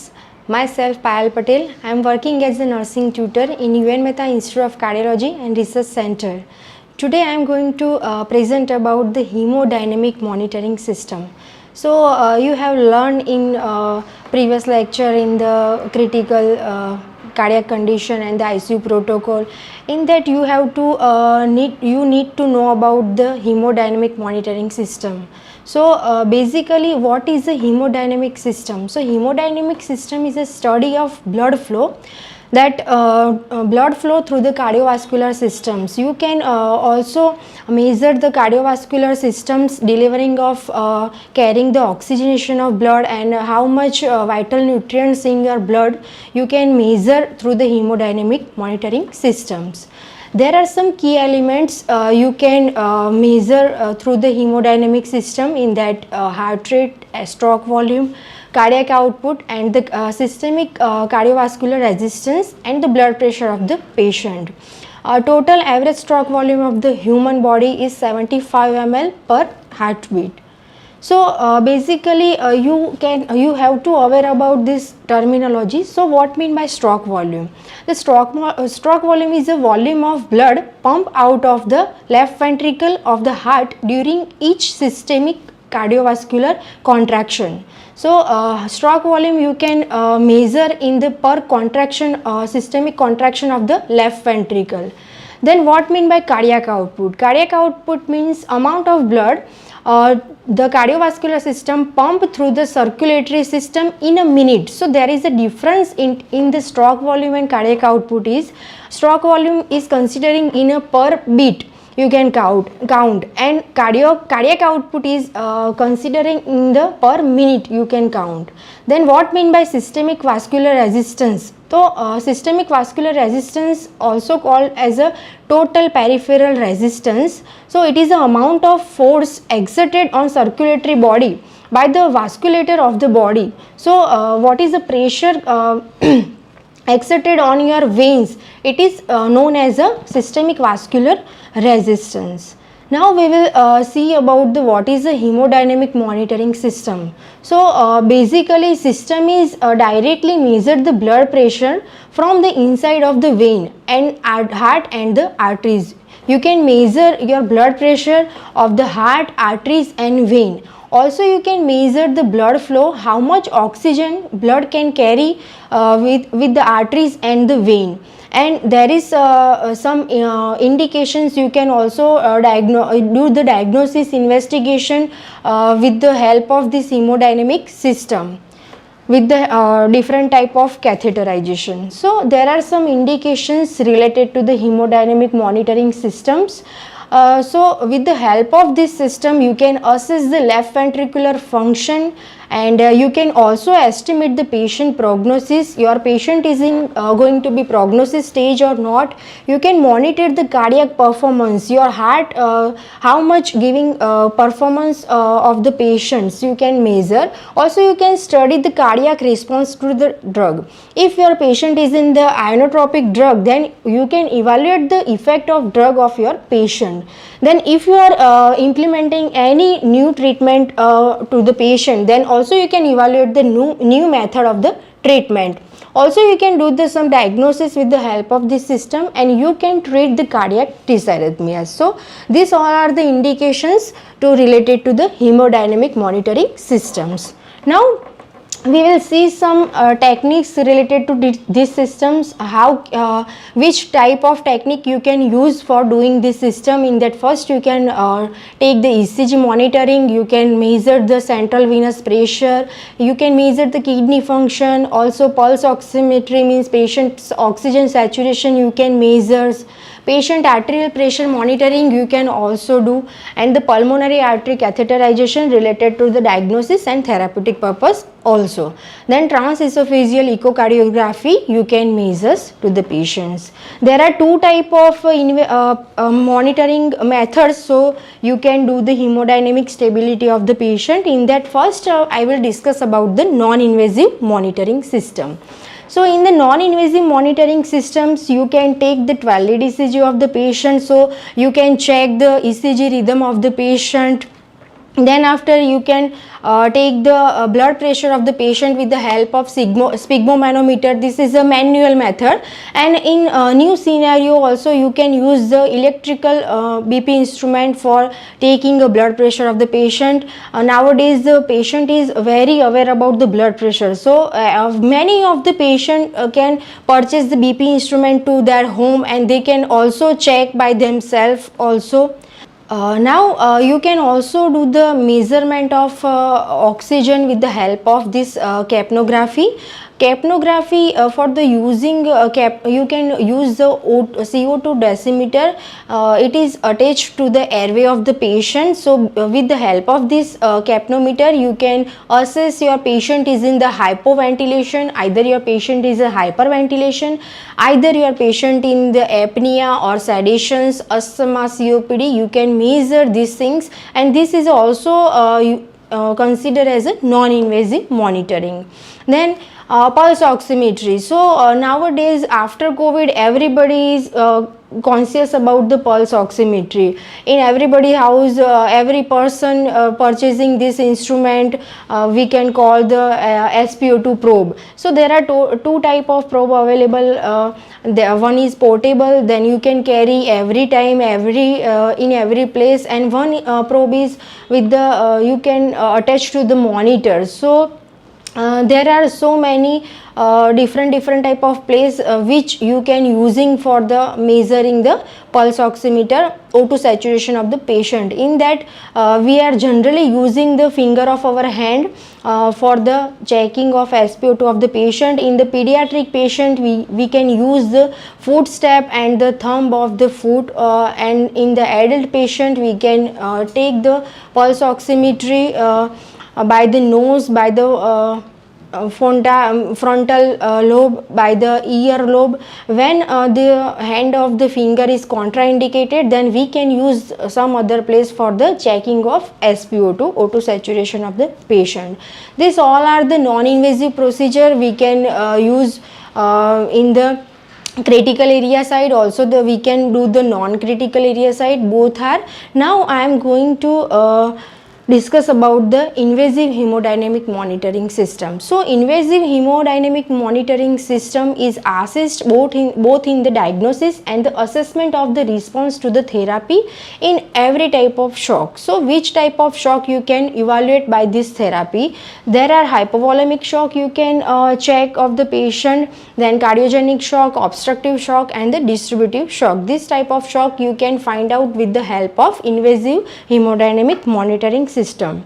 There are generally three type of hemodynamic monitoring systems you can do. In that pulmonary artery catheterization you can do, then central venous pressure monitoring you can do, and the arterial line monitoring you can check of the patient.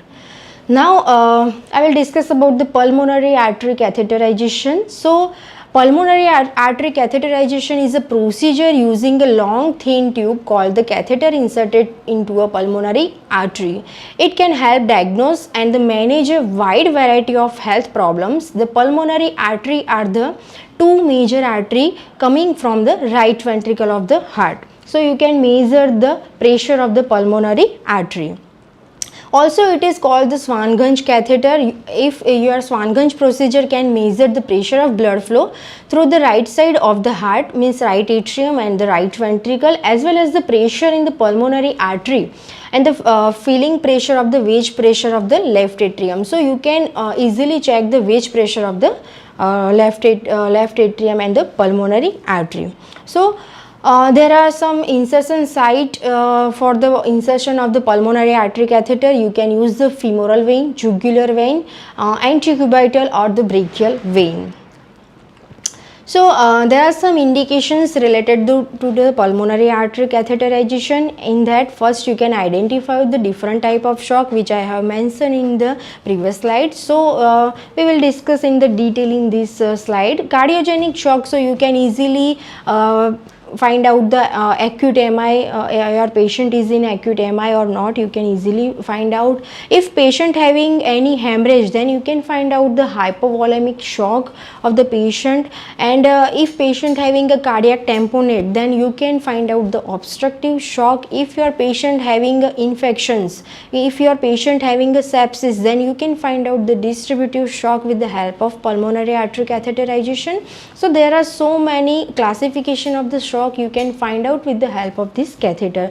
And also you can measure the effectiveness of your treatment or therapy, drug therapy of the patient. So guys, now I will like to show one video related to this catheter, so you can easily understand how it is inserted and how you can check the pressure of pulmonary artery and how you can check the pulmonary artery wedge pressure. So guys, you can enjoy this video and you learn so many things from this video.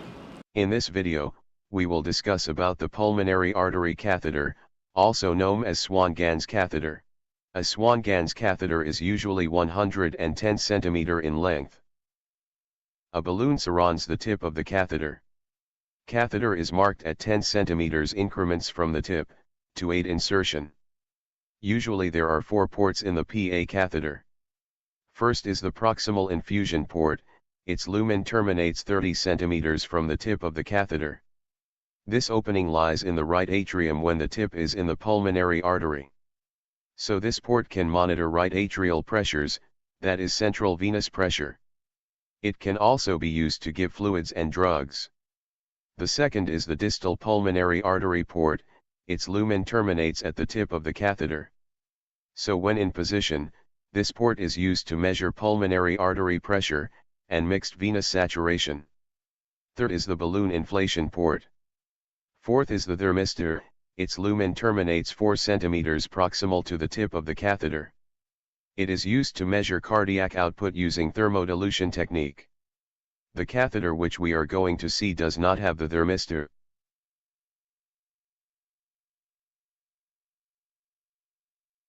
The PA catheter has to be flushed with saline before the insertion. So when the distal pulmonary artery port is flushed, the saline comes out of the tip of the catheter.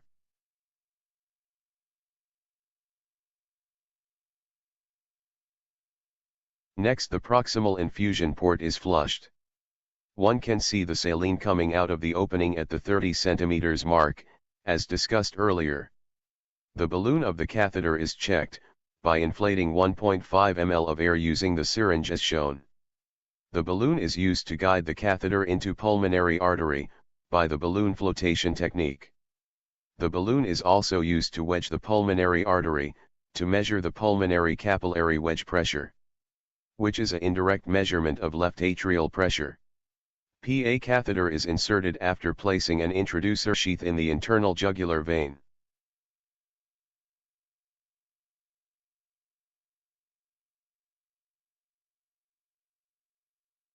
The side port of the introducer sheath can be used for rapid infusion of fluids. Let's open up the heart to see the position of the PA catheter, in relation to the internal anatomy of the heart. Pulmonary artery catheter is then gradually inserted into the sheath. It should be noted that a pressure monitoring transducer is attached to the distal pulmonary artery port, to observe the continuous pressure waveforms. Once catheter is inserted till 20 cm mark, it usually crosses the tip of the insertion sheath. Now the balloon of the catheter is inflated with 1.5 ml of air. So now the tip of catheter floats in the blood, and aids in the correct placement of the catheter. The catheter is advanced till the right atrial pressure is obtained in the monitor. In the right atrium, the pressure usually averages less than 5 mm mercury and fluctuates between few millimeters mercury. When pushed further, it reaches the right ventricle. The systolic pressure increases to about 25 mm mercury, and diastolic pressure remains same as the right atrial diastole pressure. When the catheter tip reaches the pulmonary artery, the systolic pressure is similar to the right ventricular systolic pressure, but there is increase in the diastolic pressure, to about 10 mm mercury. It is due to the closure of the pulmonary valve during diastole. When the catheter is pushed further into one of the branch pulmonary artery, the balloon wedges, and it measures indirectly the left atrial pressure. The mean pressure is about 10 mm mercury, and the waveform is similar to that of right atrial pressure. Once the wedge trace is obtained, the balloon is deflated, and return of pulmonary artery pressure trace is confirmed. If the PA trace is not obtained, the catheter is withdrawn slightly, till the PA trace appears. Usually the right atrium is entered at 25 cm, the right ventricle at 30 cm, and the pulmonary artery at 40 cm. The wedge pressure can be identified at 45 cm. These are only approximate measurements. Once the procedure is complete, chest X-ray is taken, to check the position of the pulmonary artery catheter. Hope this video was helpful. If it is, please do share it with your friends. After see this video, you can understand about the how catheter is inserted into the pulmonary artery and how we can measure the pulmonary artery wedge pressure. So after that you have to know to about the complication related to this catheter. So this is not a 100% complication can occur, but it might be occur. So you have to aware about the complications of the catheterization. So it can lead to the pneumothorax or to the patient. Then sometimes arterial injury can happen. Sometimes infection can occur with this catheter. If you are not practicing properly, you are not practicing related to infection standard protocol related to the infection control, then patient having suffered from some infection. Then air embolization can also occur. Then after insertion, sometimes inability to place the catheter into the pulmonary artery can also occur. And related to the arrhythmia, sometimes heart block can also occur with the complications can occur. And sometimes pulmonary artery can also rupture after inserting this catheter, but it is not 100% can occur, it might be occur. So complications, for avoiding these complications, we need to take care of the patient. So there are some nursing responsibility related to this catheter. If any sisters or nurses are going to be take care of the patient with the pulmonary artery catheterization, they should know about the zeroing and leveling of the catheter. So what mean by zeroing and leveling? For the leveling, you can know about the phlebostatic axis, how you can measure the phlebostatic axis. Generally phlebostatic axis is the proximate level of the left atrium. It is located midway between the anterior and posterior chest wall at the fourth intercostal space. So intercostal space means the space between the two ribs. So you can first leveling of the patient, your patient must be in the supine position, and then after you can do the zeroing of the patient. Also you can maintain the hemodynamic pressure with the help of this catheter. If your patient's pulmonary artery pressure going to be very high or low, then immediately you have to inform to the doctor. Then you have to check for the monitoring circuit. Sometimes in a hurry or worry, sometimes circuit will be loose, so you can not find out proper pressure of the patient. So you have to check the circuit connection of this system, and after you have to assess and monitor the hemodynamic pressure and the waveform. So first of all, you should know about the waveform. Whenever catheter is inserted into the right atrium, you can see in this figure the how waveform can occur, and also in the left side there is a pressure mentioned, how much pressure arise when catheter enter into the right atrium. And whenever catheter insert into the right ventricle, you can see the changes in the waveform. The waveform going into the up, and the pressure is also going into the high. Then after catheter goes into the pulmonary artery, there are some changes in the waveform you can see, and also you can measure the pressure.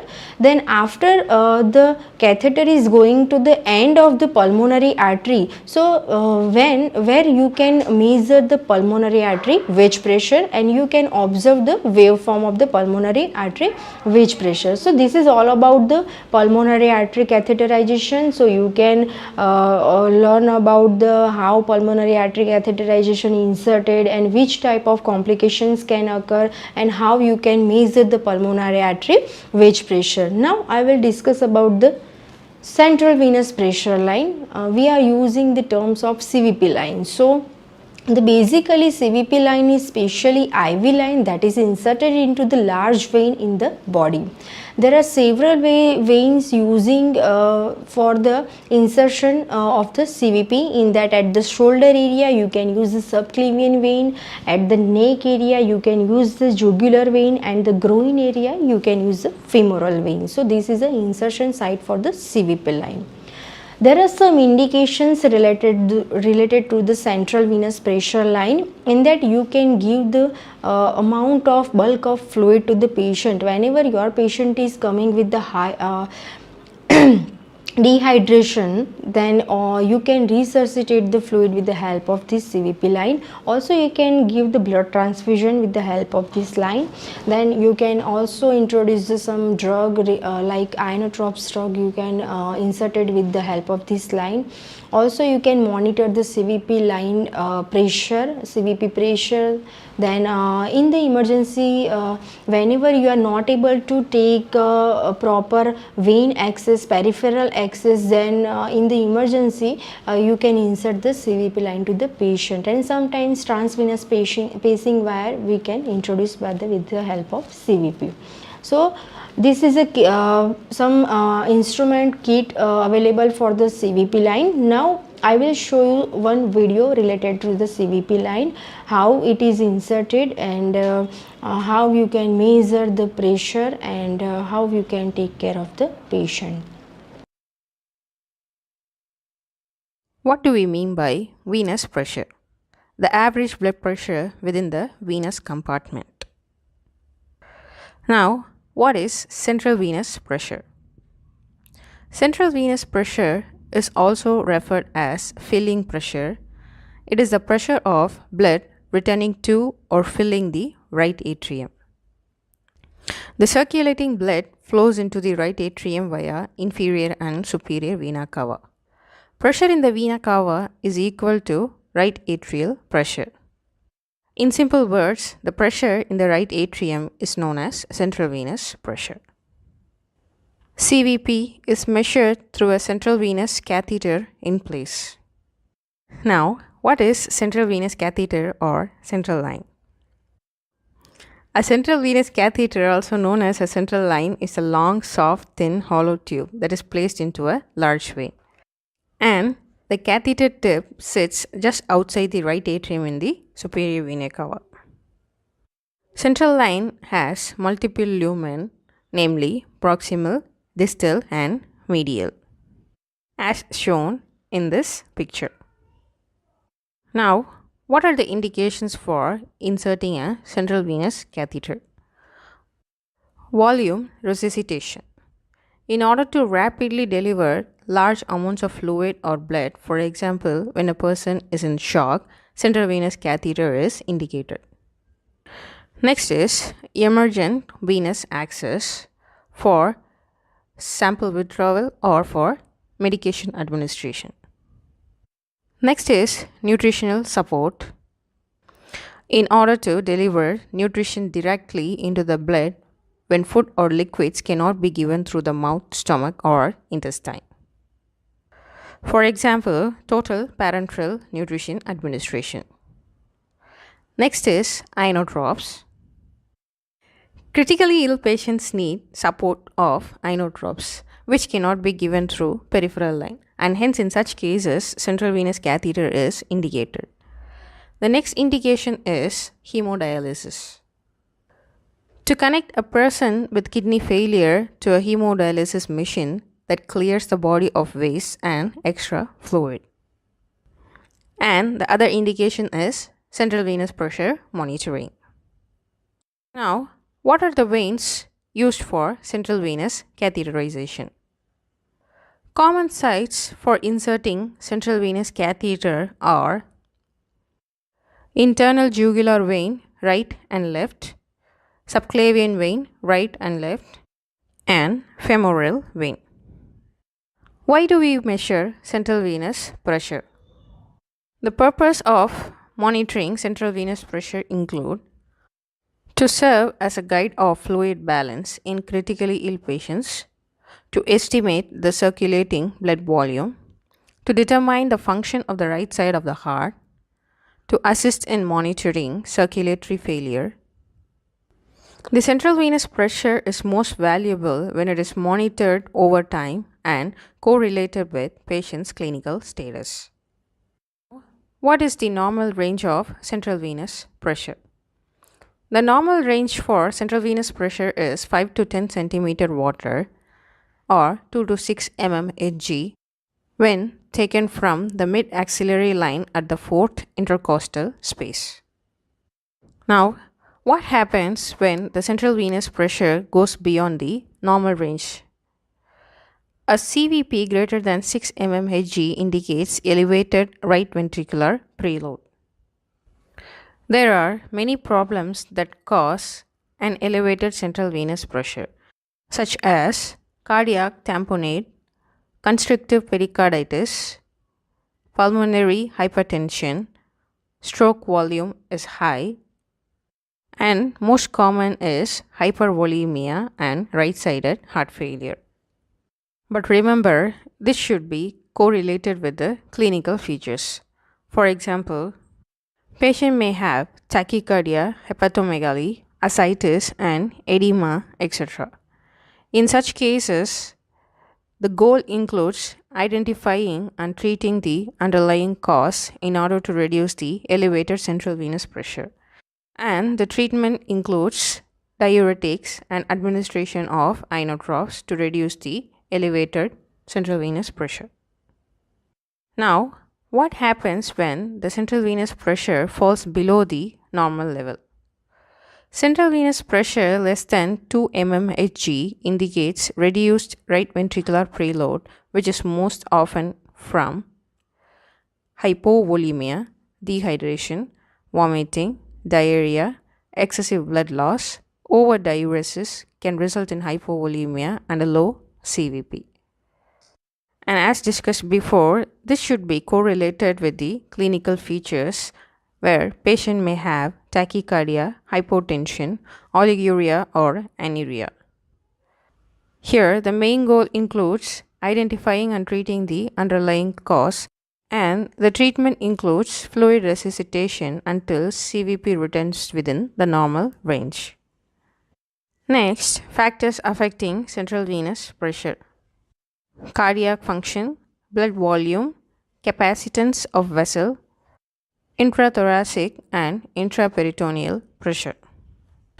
Remember, a CVP measurement should be viewed in conjunction with other observations such as pulse, blood pressure, and respiratory rate, and the patient's response to the treatment. Methods to measure central venous pressure. It includes indirect measurement and direct measurement. Indirect measurement includes inspection of jugular venous pulsations in the neck, and direct assessment is by using manometer or using transducer. And next, we will be discussing monitoring central venous pressure by using transducer. Central venous pressure transducer setup. These are the articles needed: 500 ml NS, transducer kit, transducer holder, and transducer pressure cable. How do we set up the equipment? Maintain aseptic technique. Open the transducer set and tighten all the connections. Hang the 500 ml saline in the pressure bag and spike it. Inflate the pressure bag to 300 mmHg and turn stopcock to upwards position. Clamp IV tubing. Place the transducer holder on IV pole. Place transducer in transducer holder. Attach the IV tubing and the PM line in the transducer kit. Unclamp the tubing and remove air from the tubing by activating the flush device. Point stopcock at the transducer horizontal and clamp the tubings. So, this is the setup. As shown in the picture,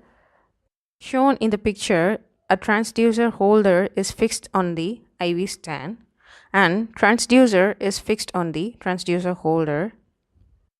The upper part connects to the central line port with the help of PM line, and the lower part connects to the pressurized saline bag, and the stopcock is off to the atmosphere. Now, how to level the stopcock? Level stopcock on the transducer to the phlebostatic axis of the patient. Phlebostatic axis is the intersection of fourth intercostal space and mid-axillary line. Place the patient flat in a supine position if possible. Alternatively, measurements can be taken with the patient in a semi-recumbent position. The position should remain the same for each measurement taken to ensure an accurate comparable result. The next step is to identify the proximal lumen of the central venous catheter and scrub the port with the alcohol swab. Connect the PM line to the proximal lumen of the central venous catheter. Now, attach the transducer cable to the monitor. Turn the stopcock at the transducer upwards off to the patient as shown in picture 2. Remove the cap at the transducer. Now, tubing is open to air. Hit 0 on the monitor. Replace the cap. Turn stopcock at transducer horizontal off to the atmospheric air as shown in the picture 3. Now check the waveform. Now in this image, the line in blue color indicates the central venous pressure. Remember, when central venous pressure is high, it indicates hypervolemia, and when central venous pressure is low, it indicates hypovolemia. And hence CVP is a guide indicating fluid balance, and this should always be correlated with the clinical features. So this is all about central venous pressure monitoring. As I have explained in arterial line, also CVP line have complication, but it is not 100% complications can occur. It might be happen, but we have to take care of our patient for the prevention of these complications. So first you should know about how much and which type of complications can occur related to the CVP. In that, vascular perforations can occur if the vein is injured from the inside, then perforations can occur. Then central line related to the bloodstream infection occur. For that you can use the CLAPSI bundle checklist. In that, central line related to the bloodstream infections you can maintain. Then sometimes occlusion can occur, misplacement of the CVP line can occur, then venous air embolism can occur, then thrombosis can also occur. So we have to aware about these complications.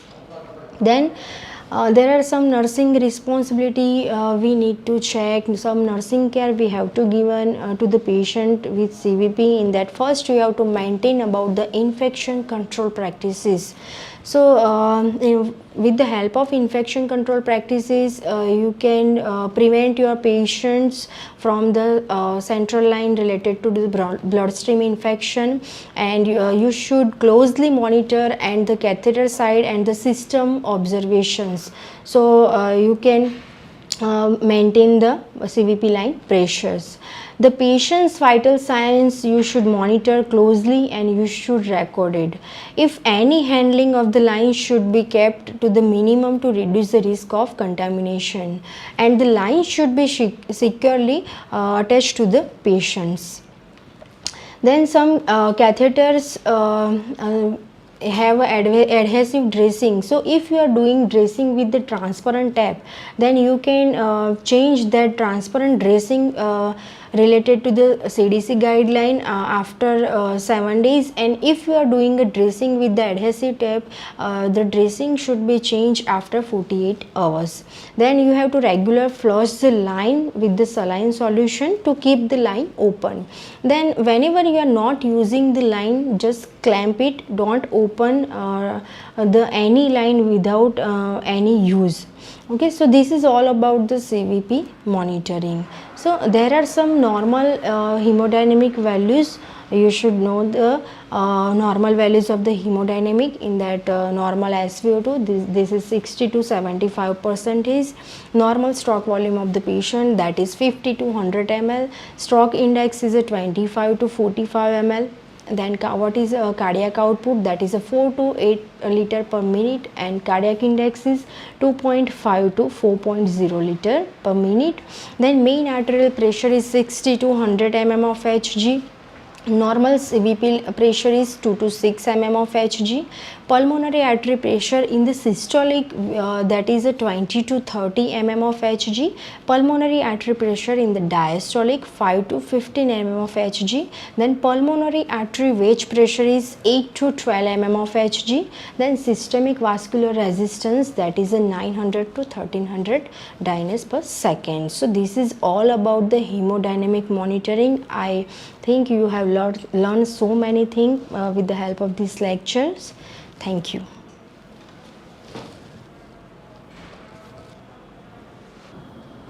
Thank you, Ms. Payal Patel. Now I invite our next guest speaker, Mr. Mitesh Lohar, Regional Clinical Manager from Polymed, with the topic Common Infection in ICU. Hi, good evening everyone. I am Mitesh Lohar, Regional Clinical Manager Polymedicure. I would like to extend my gratitude to Team UN for having me here to discuss something on the common infection in intensive care unit. This is my great pleasure, honor and privilege to be a part of this evening. In next 40-45 minutes, we will discuss the common infection in intensive care unit, their causes and the preventing strategies of the infection. Infection, the word itself creates headache for any healthcare setup, and it is very critical to manage the patient who contracted with the infection in healthcare setup. People do visit hospital when they are sick, but what if hospital itself make them sick? A large number of people who visit hospital come back with something serious, and that is nosocomial infection or healthcare associated infection. According to World Health Organization, at any given time, around 1.4 million people across the globe suffered with healthcare associated infection, and the mortality rate is around 80,000 annually. Let's talk the history of infection control. Dr. Ignaz Semmelweis, he was the pioneer of infection control practices. He has introduced the concept of hand washing and demonstrated somewhere around 18th century, 1847. And then isolation precaution was introduced somewhere in 1877. Then hospital personnel, healthcare workers started using personal protective equipment in 1910. And burial nursing was introduced during that time. Disinfection practices was introduced during that time. In 1950, the ICE, infection control as an organized discipline was born. In 1985, universal precaution was introduced to prevent blood-borne pathogens like hepatitis B, hepatitis C and HIV. So that is the accumulative history of infection control, and the pioneer was Dr. Ignaz Semmelweis. He was the obstetrician by profession, and he known as the infection. It is very serious issue nowadays. It is kind of burning issue for any healthcare industry, and it is very difficult to manage once patient contract with HAI. But what is hospital acquired infection? If patient is getting admitted in the hospital, after 48 to 72 hours, if patient gets new infection which was neither present nor in the incubation period at the time of admission, that is known as HAI. This HAI may become evident during the patient stay or after discharge. There are 4 common HAI in the healthcare setup: ventilator associated pneumonia, central line associated bloodstream infection, catheter associated urinary tract infection and surgical site infection. These are the common hospital acquired infection, and if we count the commonest HAI among all these 4, that is the catheter associated urinary tract infection. If we talk about the intensive care perspective, the most common hospital acquired infection in intensive care unit is ventilator associated pneumonia and the central line associated bloodstream infection. We will discuss the causes of the this all 4 type of HAI and their preventing strategies later on. But before that, let's understand the intensive care unit. As our topic is the common infection in intensive care unit, why intensive care unit is required, and what are their consequences once patient is getting in the intensive care unit, what the infection can occur during the stay of the patient in the intensive care areas. Intensive care unit is the area, it is the area of the hospital which is designated to the patient who is critically ill, and this patient required a close observation and the treatment therapy. But patient who hospitalized in ICU are 5 to 10 times more likely to acquire hospital acquired infection than other hospitalized patient.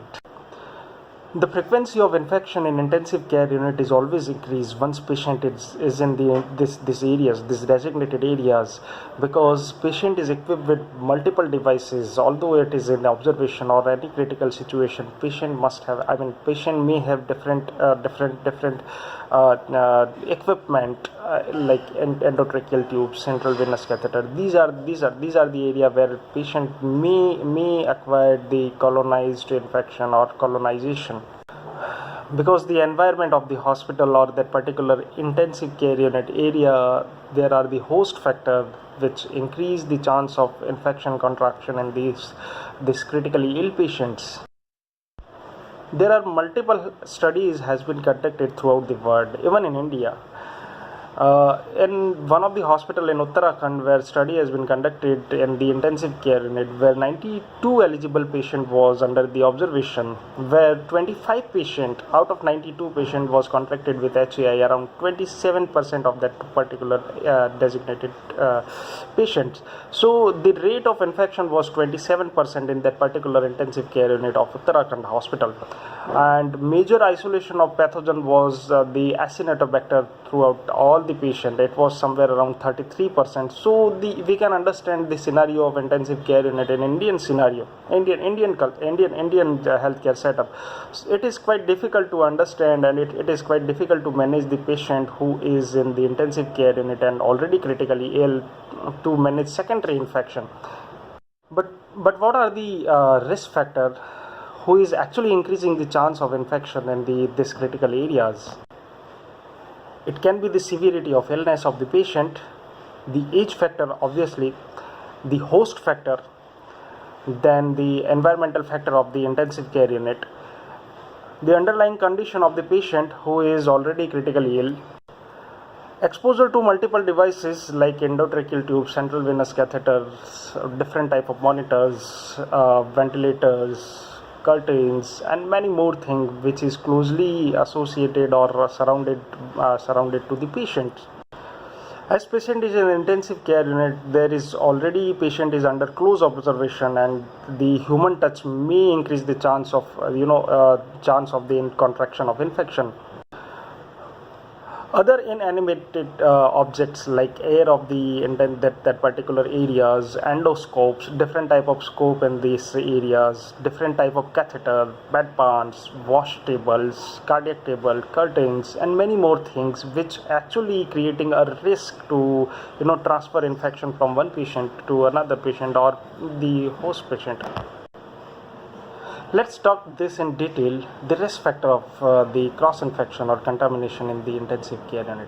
The facility of hand hygiene practices, the facility of hand washing areas. If your hospital is not designated with, the intensive care unit is, there is no designated area for hand washing, may increase the chance of infection. If the intensive care unit area where the type of tap, it is not according the policy or according the guideline, it is not there, hand operated or elbow operated tap must be there in this particular critically ill area, where the chance of cross infection may prevent if you are using the tap with the elbow or the foot operating taps.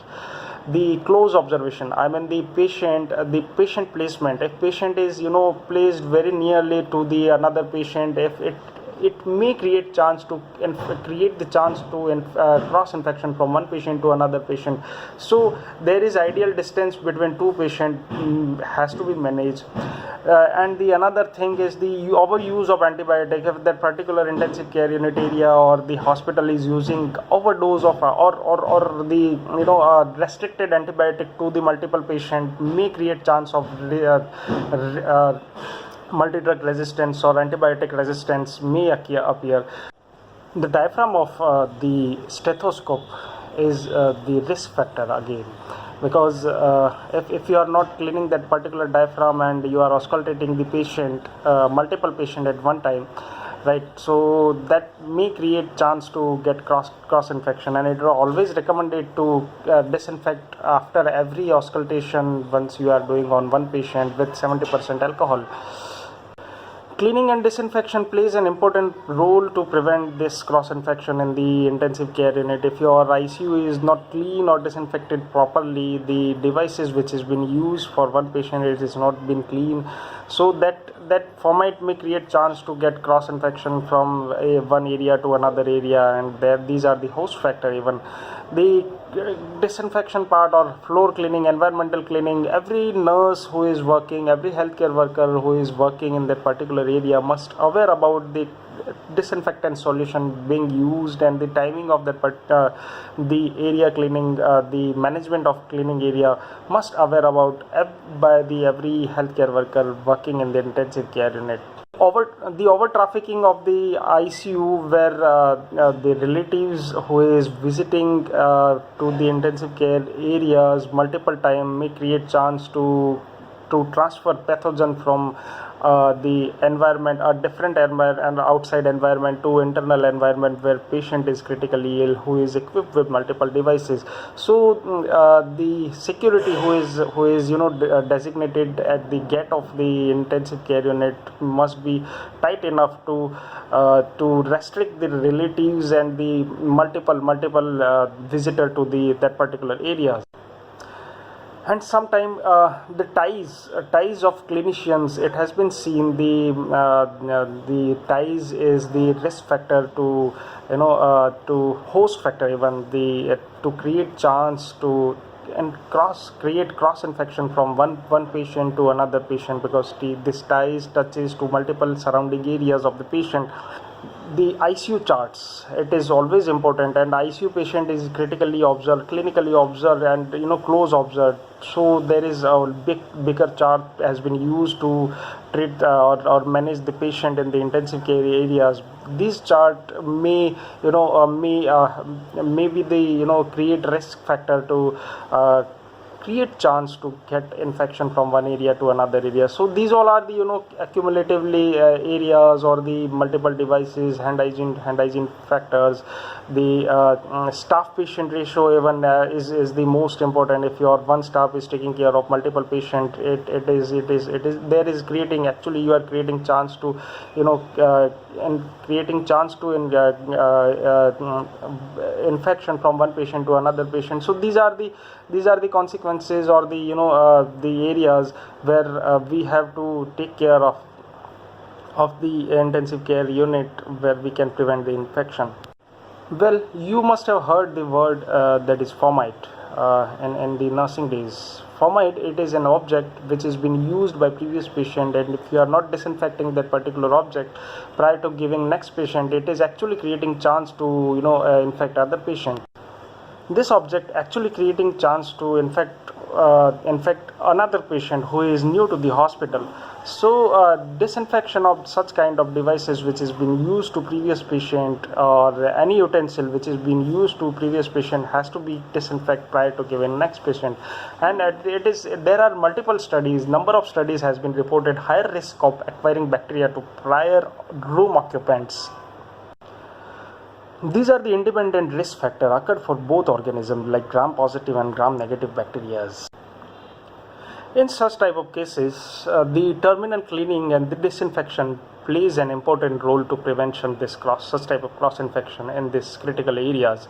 So as I mentioned in my previous slide, it is the cleaning and disinfection is everyone's responsibility. It is not the housekeeping or the GDA's responsibility only, but the everyone who is working around the patient, who is working for the patient, should aware about the disinfection policy which is placed in this hospital, and in the procedure how to disinfect the utensil which has been used for previous patient. This plays an important role to prevent cross infection. It is the object which is actually preventing the cross infection. So it has to be keep in mind to the in charge of that particular area to make sure every utensil or every equipment has to be disinfected prior to occupied to the next patient. There are multiple pathogens who actually create chance to appear with something serious, which is called hospital acquired infection, and these are the gram positive bacteria, gram negative bacteria. And if you talk about the Indian scenario, gram negative is most common, and enteric gram negative bacilli is the most important group of hospital pathogens. Enterobacteria like E. coli, Klebsiella pneumonia, Enterobacter, Serratia may colonize this site when the defense system of the host is compromised, and these are the bacteria. It is highly antibiotic resistance, and the Pseudomonas species is always always isolated from water and the dump areas of the hospital. They may be colonize the GI tract of the hospitalized patient, and it is ability to survive in the low temperature area, and it again create antibiotic resistance. Now let's talk about the gram-positive bacteria, and the most common it is Staphylococcus aureus, and this is found on the skin of the healthcare worker, even on the patient, nostril, axilla, and the part of nails. There are multiple guidelines. There are the policies in the hospital infection control where every hospitalized patient prior to the hospitalized or prior to the surgery, every patient has to be undergo the MRSA surveillance. In the hospital around 40 to 50% Staph aureus isolated are the MRSA. So hospital generally make the policy those who are getting admitted in the hospital from transferring from other patients, other facility must be surveillanced with the nostril and even axilla or the nail part to identify the MRSA, whether this infection carried out from other hospital or not. This will play an important role to prevent isolate the infection from designated hospital or the outside areas. So these are the gram-positive, gram-negative bacteria plays an important role to create a hospital-acquired infection. And another virus is HIV, HBsAg, and HCV. Hepatitis B is the most common virus which can transfer in healthcare setup. It is always recommended to wash hand before touching patient, and hand hygiene plays an important role, to prevention to prevent any hospital-acquired infection.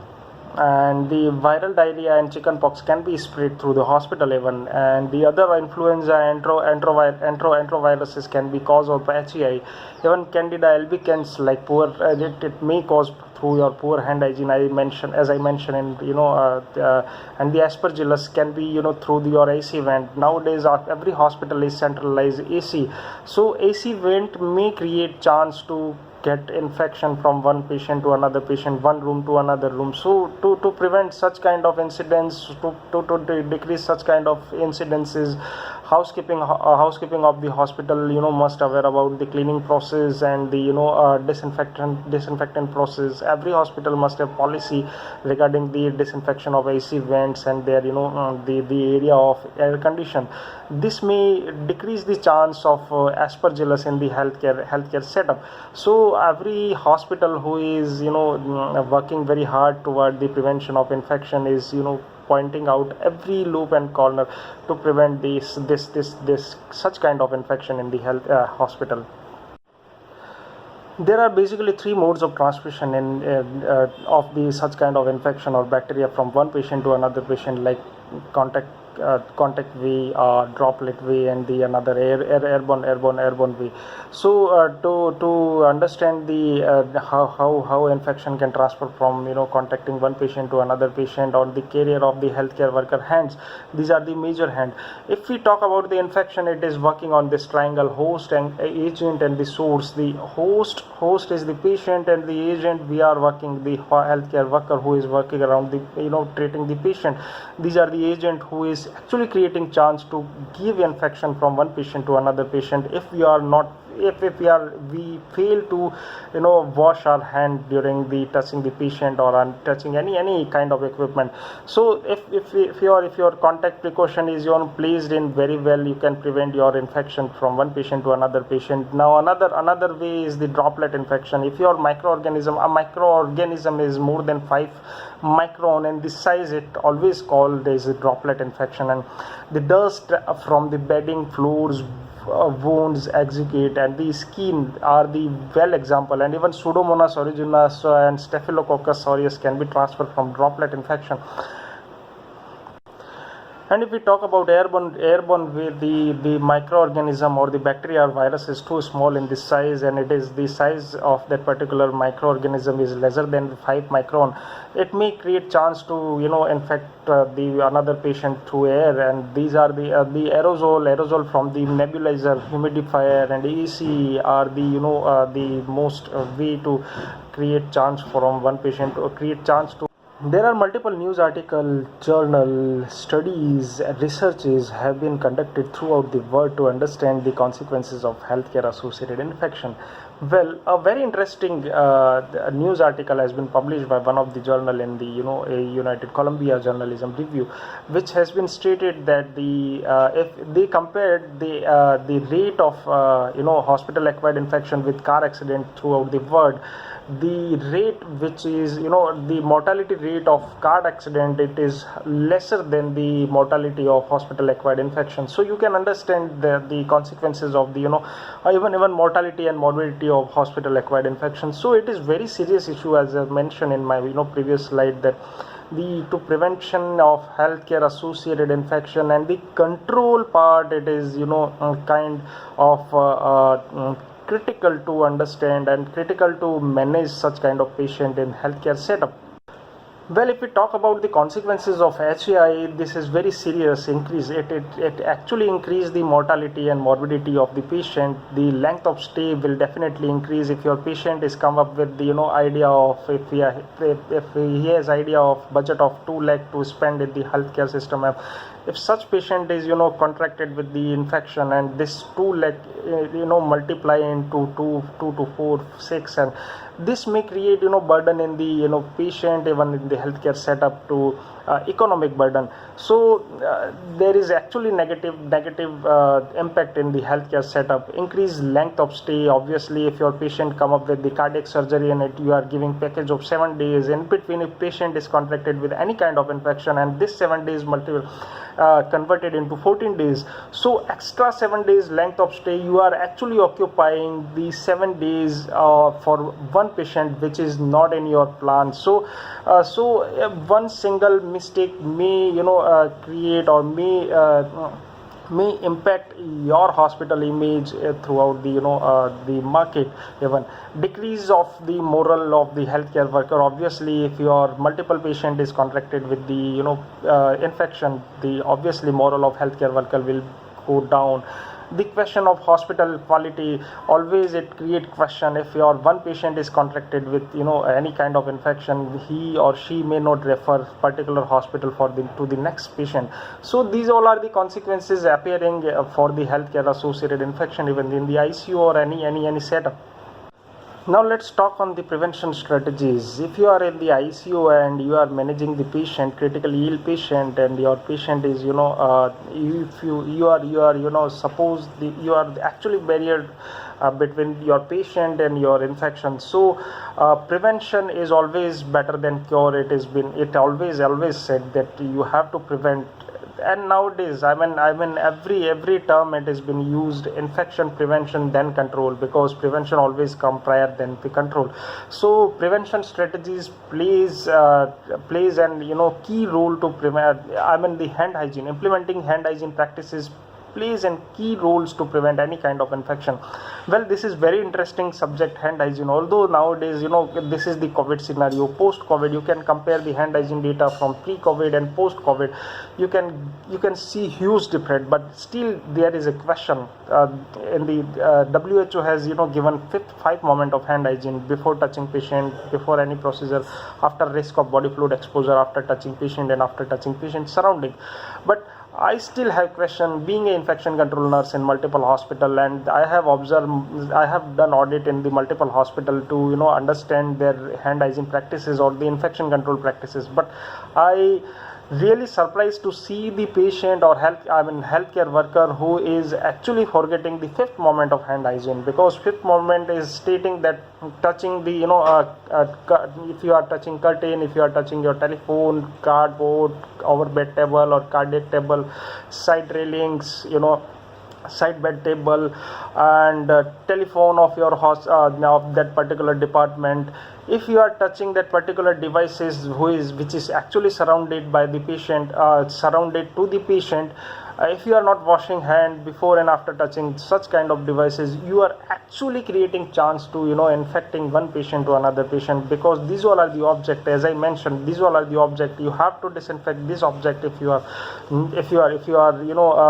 very much keen to preventing infection. So hand hygiene is always plays an important role. You have to wash with 7 steps of hand hygiene or 6 steps of hand washing, and keep in your mind to follow all the 5 moments of hand hygiene before and after touching the patient. I mean, while taking care of any critical or any patient who is hospitalized. And sterilization, cleaning, disinfection, sterilization means CSSD plays an important role to prevent any kind of cross infection. Even if you are intubating your patient, if you are intubating patient, you are post intubation, your laryngeal scope has to be disinfected on the proper way according your guideline in the hospital infection control. So this is the minimum. There are multiple devices has been used to treat the patient in intensive care unit, because the intensive care area is occupied with multiple devices. Your patient is occupied with multiple devices, multiple people surrounded to the patient, to actually to keep the patient safer from infection. So keep in mind, everything which is used in ICU may create chance to infect the patient. So transmission can be the traffic control plays your security has to be tight enough to prevent the traffic of extra traffic or excessive traffic in the intensive care unit. Humidity of intensive care unit, your temperature has to be managed properly. Isolation of MDR patient, if your patient is MDR, multi-drug resistance, so that particular patient has to be kept in the isolation to prevent next patient cross infection to the next patient. Pre-operative and post-operative disinfection, if you are putting your central venous catheter in such an area, tracheostomy, if you are doing an intensive care area, you have to clean that particular insertion site very specifically, because the draping, painting plays an important role, because the skin itself carried out your staph aureus, and if you will not clean that particular area, microorganism will run and enter the site of insertion. So this cleaning and disinfection of the skin always plays an important role.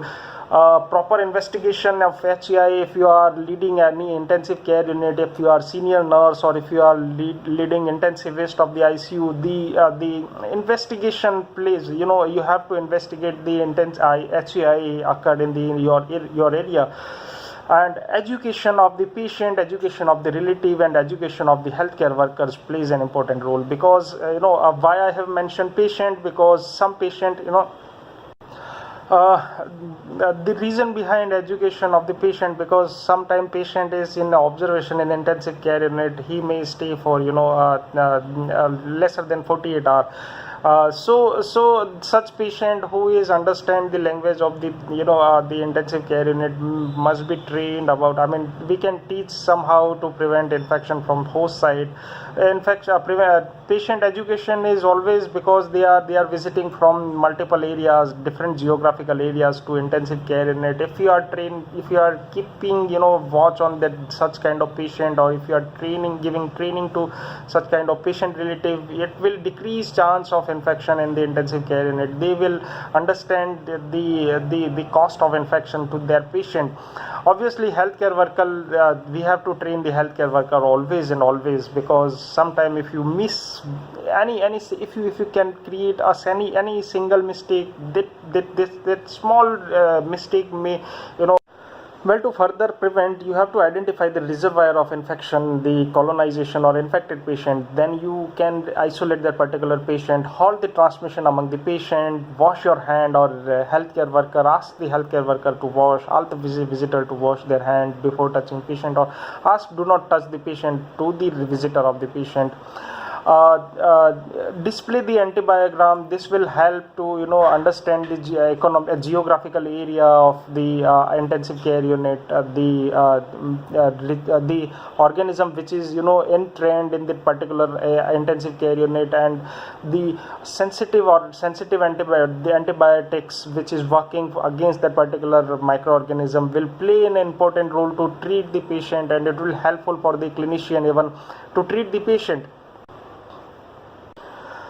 Hospital can make the policy for the antibiotic overuse of antibiotic or restricted antibiotic, which is which is been used very frequently to the patient. You can ask your consultant or your clinician, your HICC or hospital infection control team, or microbiologist who is the head of infection control team, can ask your consultant to treat the patient according the microbiological data.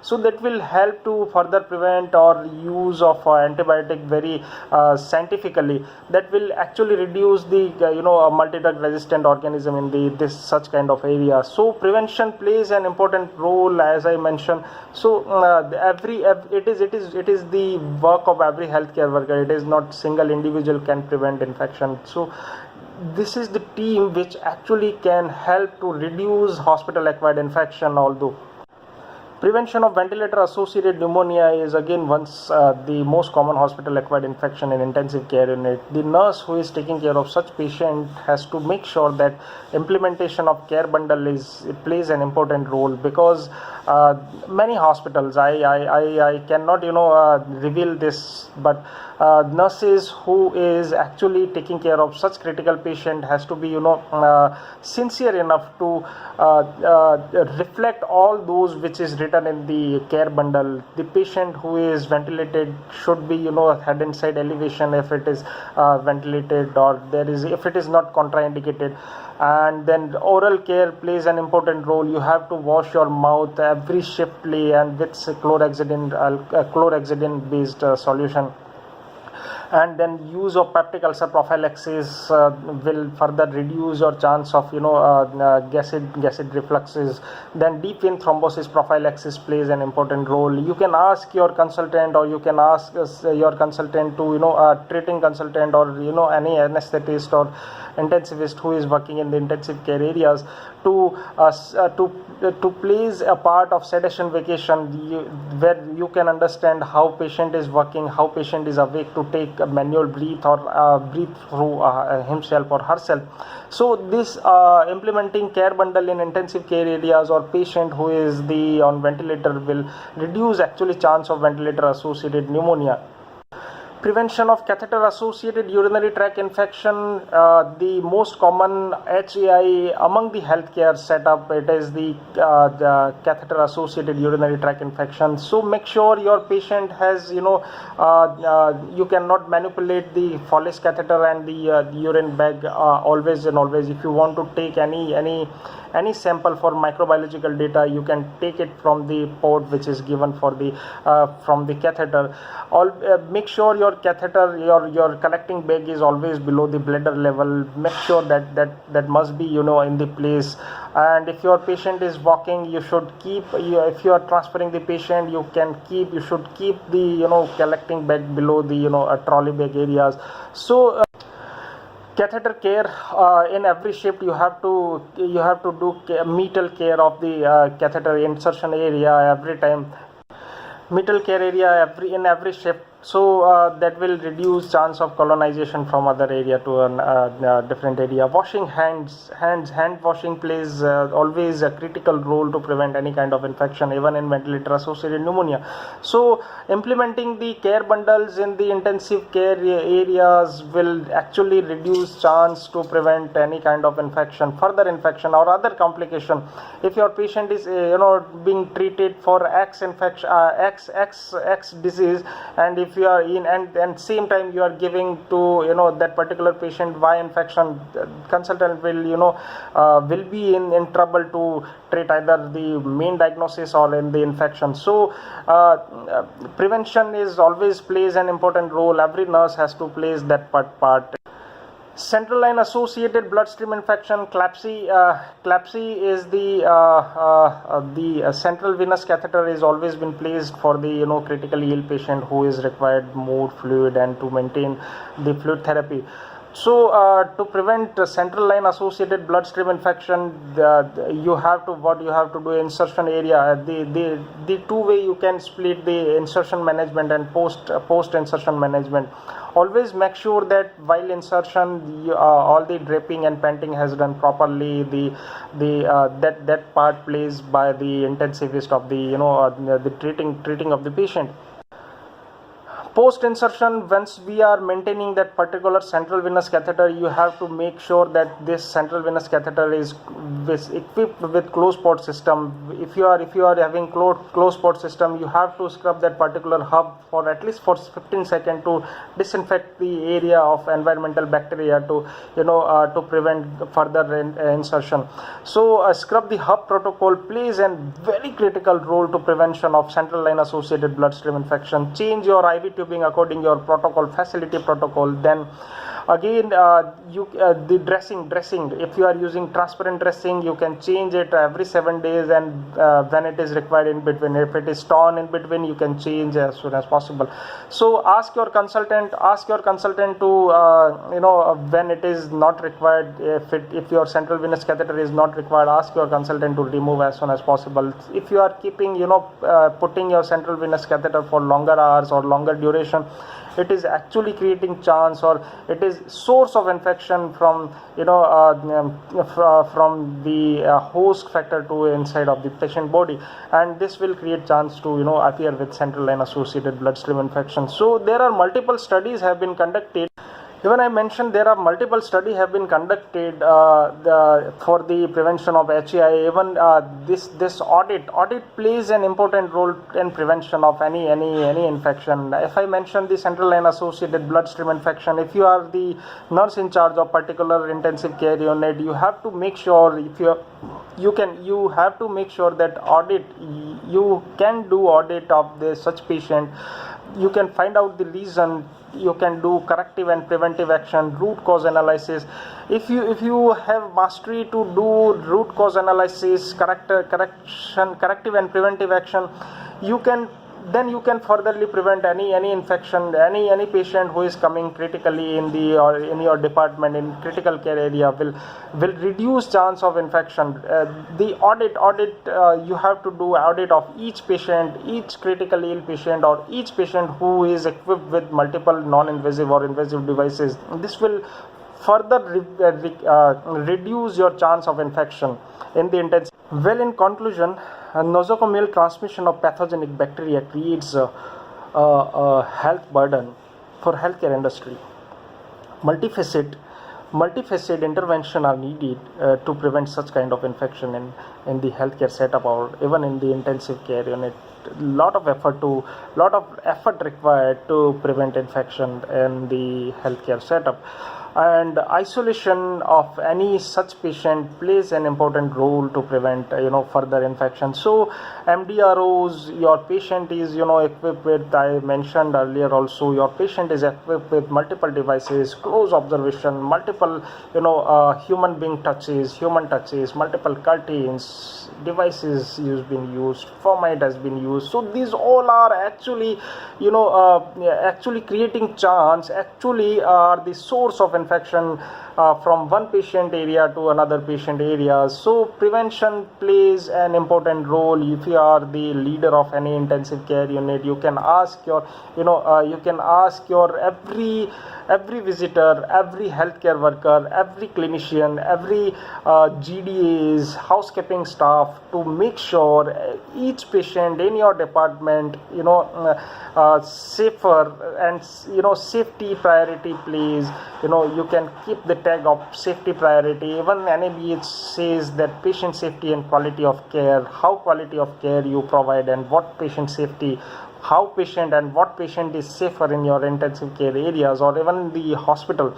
So in conclusion, you have to make sure that if you are receiving the patient, if you are taking care of such patient, any patient, you are the only owner of that such patient, and till the discharge you will be the responsible. The nurses, the healthcare worker, the clinician will be the responsible for any infection if it is contracted. The prevention part, we are playing the important part to prevent any kind of infection.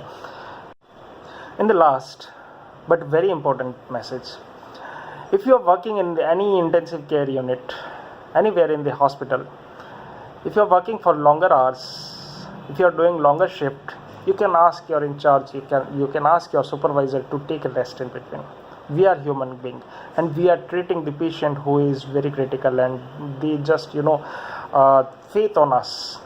So do not decrease their moral, the patient moral. Treat them very hard.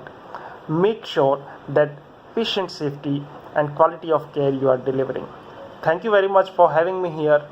I'm glad to be the part of this CNE modules. I would like to extend my gratitude to Team UN again for having me here. Thank you very much. Thank you, Mr. Mitesh Lohar. Firstly, I would like to extend my thanks to all speakers, Ms. Rupal Parmar, Ms. Raksha Patel, Ms. Payal Patel, and Mr. Mitesh Lohar for sharing their valuable knowledge with us. On behalf of our nursing department, I would like to thank you, our institute, for supporting and making our CNE successful. Finally, a big thanks to all of you, the audience who has participated for our CNE. Thank you so much.